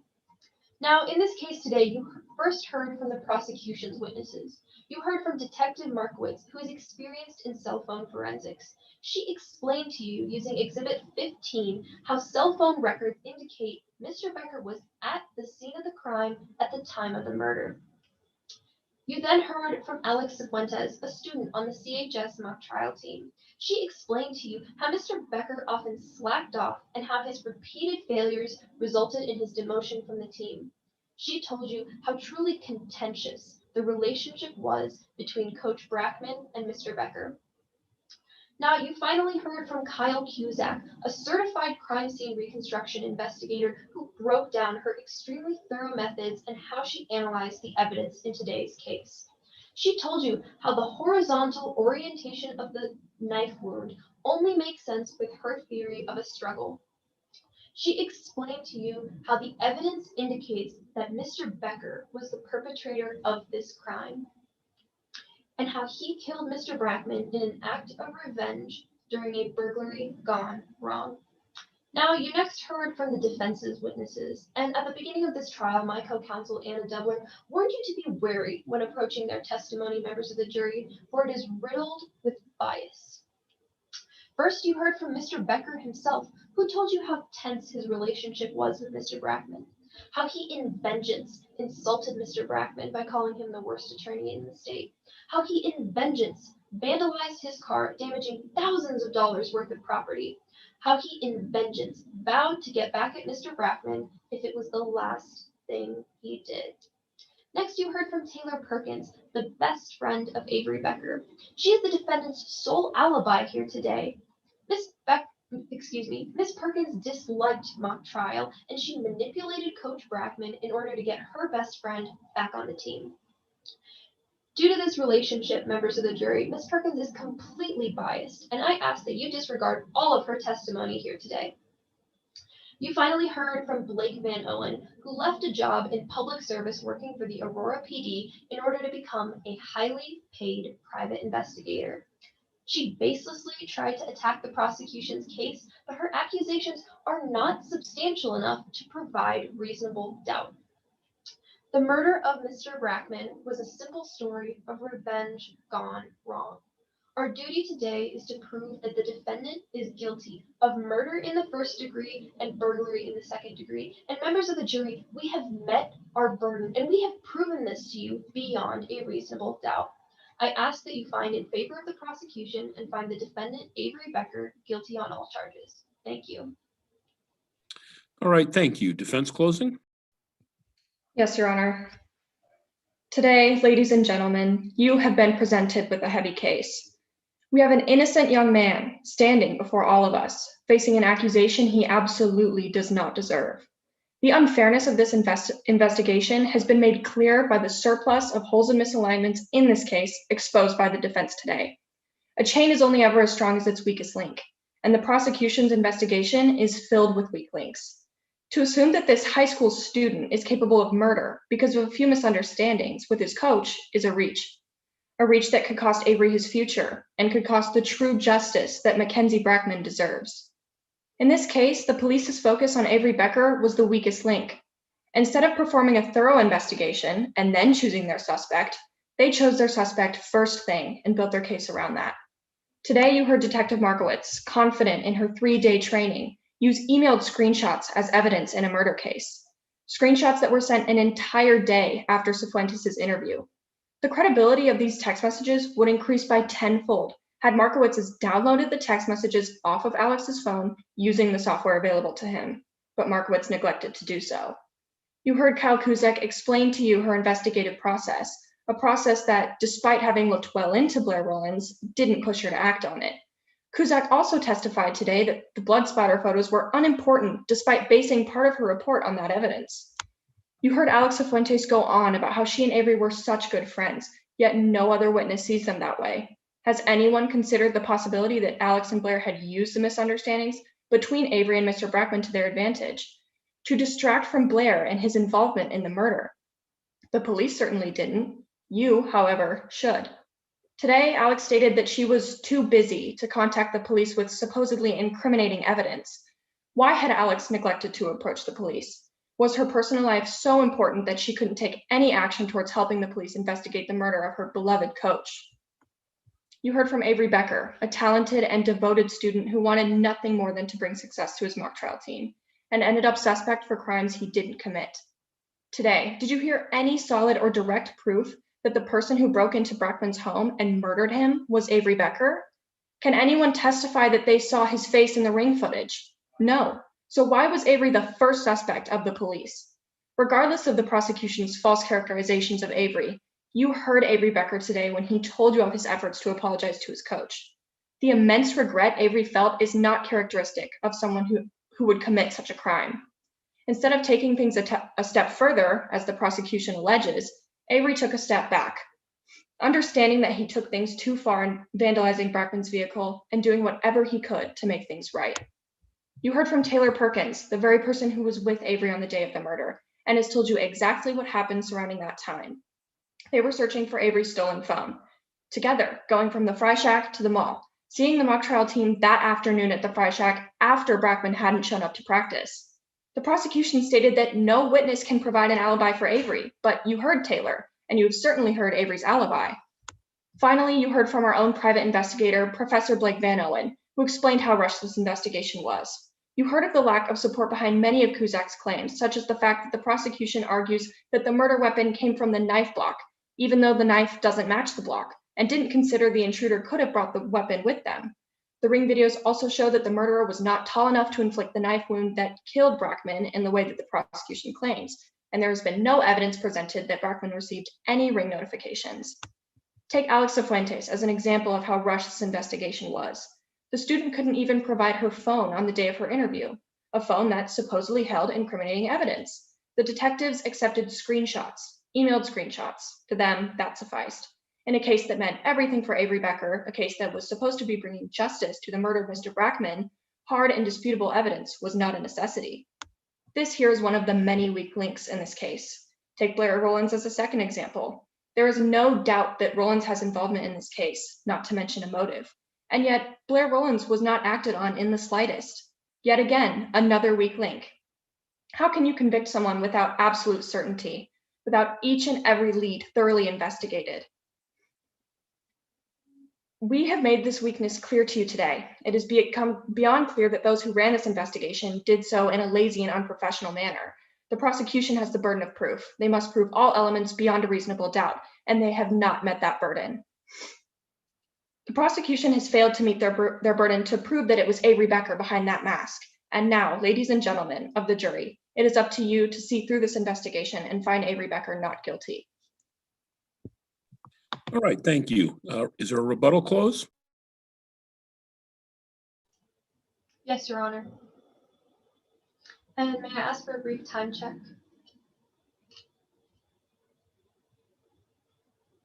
Thank you.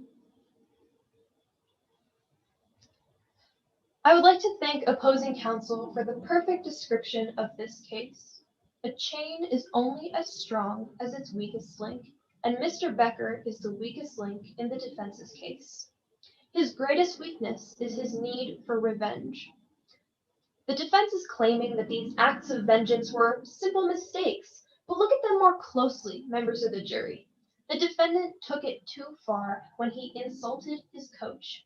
He took it too far when he vandalized his property. He took it too far when he made threats.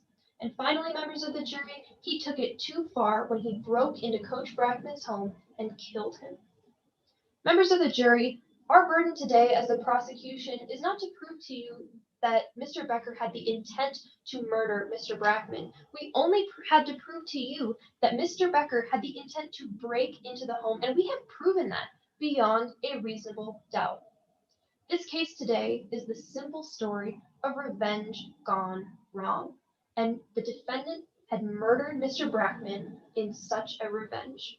We have proven to you that the defendant is guilty, and we ask that you find him guilty on all charges. Thank you. All right, thank you all. Everyone did a great job. We're going to take a couple of minutes so that the scoring judges can get their scorecards submitted, and then we'll see if we have any comments.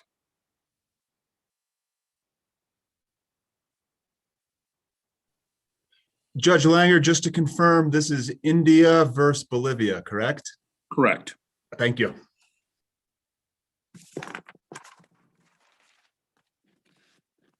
India was the prosecution, Bolivia the defense.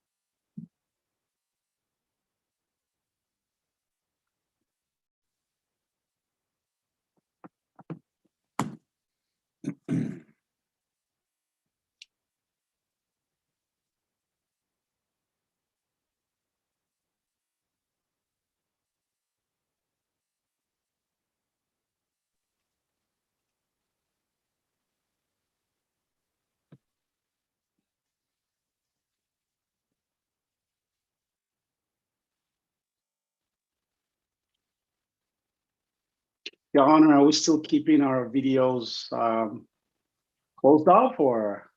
You can, I think everyone can turn on their video if they want. If we start to have issues with bandwidth, we can have some people turn them off. Are the scoring judges done? I just tried to submit mine and I got an error message. It says internal server error. Oh no, mine said it was submitted. Mine submitted. Yep, mine's submitted. Great. I don't have another button to resubmit it. Give me just a minute to write down all of these numbers, enter them all in again, and then this will take me maybe 2 or 3 minutes. I'm sorry. That's fine. Go ahead.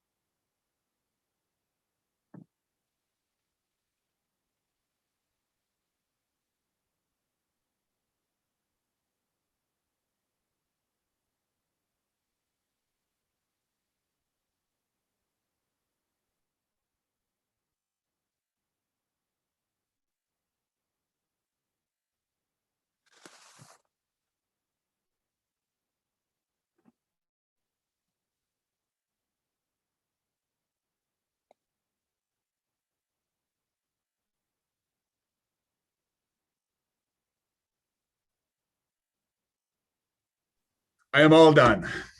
All right. Sorry about that. All right. I don't know if the courtroom monitor is still on the line. If the courtroom monitor is still on the line, can we go ahead with comments?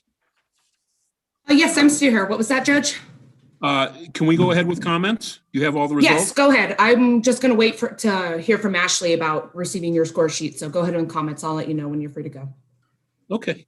All right. So I think I'll start. I'm going to keep my comments very general, not about any specific performances. The first thing I just wanted to say is I want to congratulate all of you for making it this far.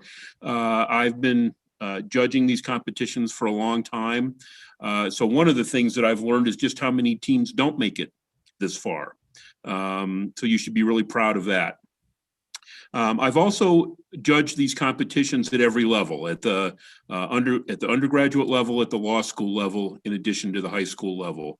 And you may have heard this before if you've been in these competitions. It's something that I think is universally believed, and that is that the high school participants that we see are every bit as good as the law student participants we see.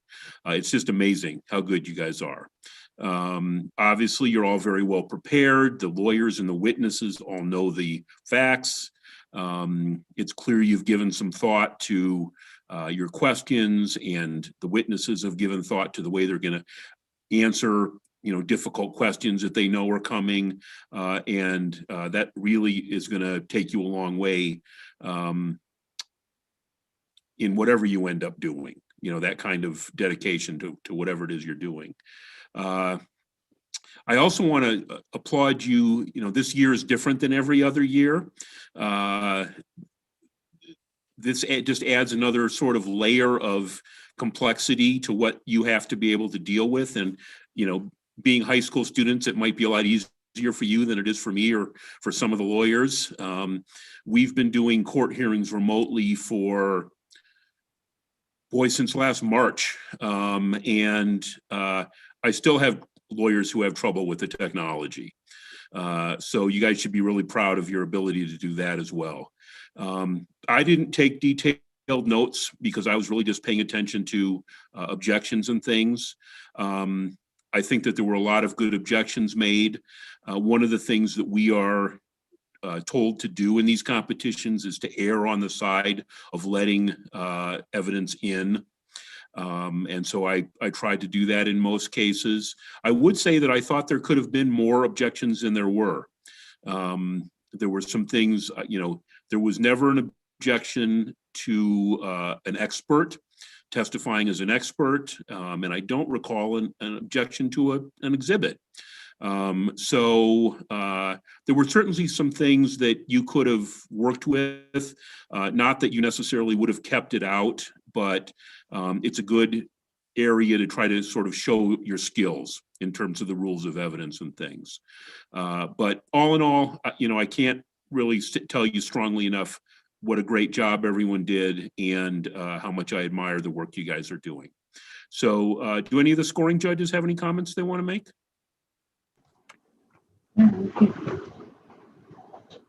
Yes, the scorecards are in. You guys are good to go. Okay. I'll start. My name's Kendra. I work for an insurance defense firm here in Denver, and I thought you guys all did a really, really good job. I'm in court, administrative court or district court quite often, so it's always fun to see young people learning. A few of my comments were, I really liked how you all did setting up the theme of your questions. So you said, hey, we're going to talk about the cell phone. Okay, now we're going to move on and we're going to talk about mock trial. And that kind of does a good job of directing the jury how to pay attention and shows you're moving on to different subjects. There was some good pushback on cross-examination when you weren't getting the answer you wanted. There were good follow-up questions about, hey, you got to answer this question. Like you can't skirt around it. So you guys did a good job of forcing the other side to answer the question. The one thing I would say is, you know, when you're crossing someone and you're getting a narrative response and you're not just getting a yes or no, don't be afraid to cut that person off. You know, you can give them a few words to answer, but then when they're trying to like talk around your question or they're going into more narrative, don't be afraid to say, move on or ask a question or cut them off in some way, because that happened a few times. That would be my one constructive criticism. But otherwise, I thought everyone did a great job. I enjoyed how especially the defense had a theme of a weak link in opening, brought it back into closing, and then the prosecution did a good job of picking it up in their rebuttal close, kind of wrapping it all together. So I was very impressed and I very much enjoyed it. If I may, Your Honor. Can you guys hear me? Yeah, of course. You don't have to ask me. Go ahead. Thank you, Your Honor. Yeah, I'll just back that up by saying I thought the presentations were really good, and it didn't seem, scripted. You know, a lot of this competition, sometimes people come in and they've crammed the entire line of questioning and they're just regurgitating what they crammed the night before or weeks before. And I didn't get that feeling at all. I thought you guys put on a really good case that felt like a real case. So just two observations. I think with competitions like this, when you're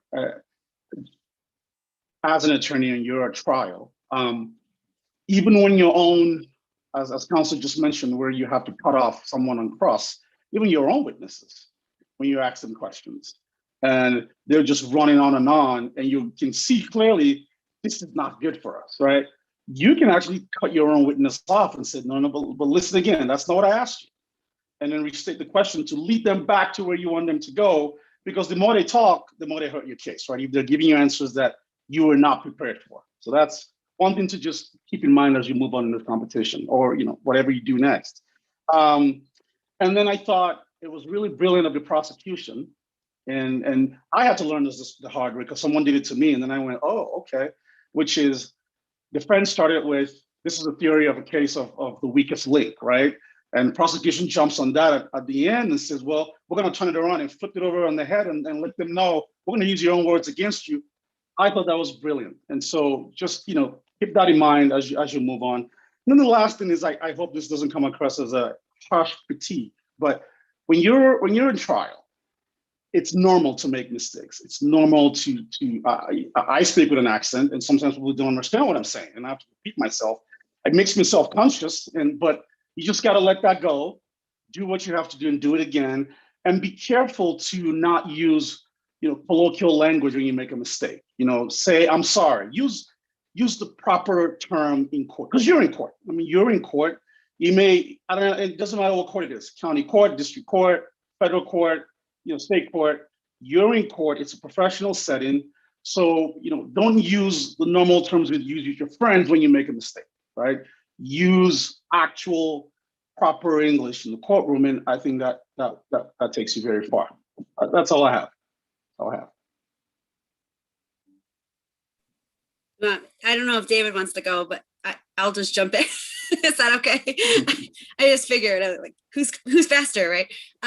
So I just, what all the other judges have already said, I mean, you guys are just so good. And seriously, you are better than some of the attorneys that I've seen in court. I practice in district court, and I also practice in federal bankruptcy court. So I am in court a lot, and I also coached mock trial for years. So I definitely know how much work you guys put in, and I can tell that every single one of you prepared for this, and you guys have worked hours on this. I didn't get the impression, just like one of the other scoring panelists said, that you guys just winged it. Like, you guys knew, I could follow along on your direct, like Kendra said, I could follow along your cross. I knew what you were trying to get at. I saw your themes throughout that, and it was overall really good. There is some honorable mentions I do want to say for Anna and Maggie, your witness. Oh my God, such a good job. Like, at one point I was like, oh wait, this is mock trial. Like, I was seriously believing your character, and you held it all throughout cross, which I thought was great. Like, Anna, at one point, like, you were pushing back kind of like with your little like, it was just great. I mean, so did you, Maggie. Like, at one point I think you did like a hair thing, which was just awesome. I loved it. I just thought those characters were so good. So just a quick critique on some of you guys. I agree with the judge, which is that I would have liked to see a lot more objections. You get points for the objections, right? And knowing the objections and the banter back and forth with the objections. Of course, we're attorneys, so we love that part of it. That's our job. And I just want to see that, right? Like some 404 objections, some 403 objections, objection to exhibits, voir dire of the experts, right? But I will say too, when you're responding to objections, to make sure that you tell us that you know the rule. Paige, you did a really good job on it. Somebody objected to speculation, and Paige, you were like, well, according to 701, and it was perfect, right? Like, you got a check mark from me, like, that's it. And so if you could do that every single time, like that brings your score from an 8 to a 9 to a 10, right? That brings you just nailing it. But I just want to say, overall, you all did so good. And just like the judge said, like, where you're at right now, so many teams, you already beat so many teams, and you've gone so far. So congratulations on that. And congratulations today, because you did great. All right, I'll close out here. My name's David Taylor. I'm a county judge, and I want to just agree with everything that everybody said so far. You all did a lot better job than a lot of attorneys that come through court on a pretty regular basis. So just of itself, that's an amazing accomplishment. I thought I'd give you just some general feedback. I don't think I've got enough time to really single everybody out. I'd love to. But first, it was a great job being on the spot with all of your electronic exhibits. That can be one of the most frustrating things in real court is when somebody goes to play a video or pull up some electronic document, something like that, and they just can't do it. They don't have the cord plugged in, or the computer's gone to sleep or something like that. So you all did an excellent job having the exhibits ready to go and having that well coordinated. That was great. I liked that nobody really wasted any time in this trial. With a lot of trials, especially in real life, there are times when it feels like people, especially attorneys, are droning on and on and on, whether it's during an opening or a closing or a witness examination. But I didn't get that sense in this mock trial at all. You got right to the point on direct, right to the point on cross-examination. You really brought out the topics you wanted to bring out, and you didn't waste a whole lot of time. So that was great. For the witnesses, I think you probably have the single most difficult job in these mock trials, because these are events that you haven't actually witnessed. You've got to stick within the case problem itself. You have to know the case problem by heart. And then you've got to be able to improvise on demand in a fair way that's fair to everybody, that doesn't get points knocked off your score for the unfair improvisation. So excellent job for witnesses. And then lastly, timekeepers, you never get mentioned unless there's a mistake that gets made. So Ben and Lucy, thank you both very much. You did a great job. And then finally, just for everybody who's volunteered to make this happen, coaches, judges, scorekeepers, thank you all very much. It's just like with our juries in real life. This system wouldn't work without all of you taking the time. So for whatever it's worth, we all appreciate it. Great job, everybody. All right. One last thing that I wanted to say, this didn't occur to me when I was talking the first time, but I was a trial lawyer for almost 20 years before I was appointed to the bench. And one of the hardest things for me, especially when I was a young lawyer, was getting over the fear of looking stupid. I can tell you that if you're going to be a trial lawyer, you're going to be in court, you're going to look stupid, and you're going to look stupid probably on a regular basis. All the lawyers know what I'm talking about. That's right. And it's the ability to overcome that fear and to just roll with that, to just know what's going to happen, make a joke of it with the jury when it happens, those kind of things, takes you to another level as a litigator. So you're at a point in your legal careers, if you will, when you should be feeling a lot of that fear of looking stupid. I don't know if you are, maybe you're not. If you're not, I applaud you, but if you are, it's a perfectly natural part of the process. And as you get experience, you'll get over that. And everyone here has the potential to be great litigators. So good luck as you go on in the competition. Is there anything else from the court monitor? Nope, that's it. Your scorecards are in, so you guys are dismissed when you're done with remarks. All right, we're done for the night. Go home and get some rest and do it again tomorrow. Perfect. Thank you, everyone. Good job, everyone. Thank you. Thank you.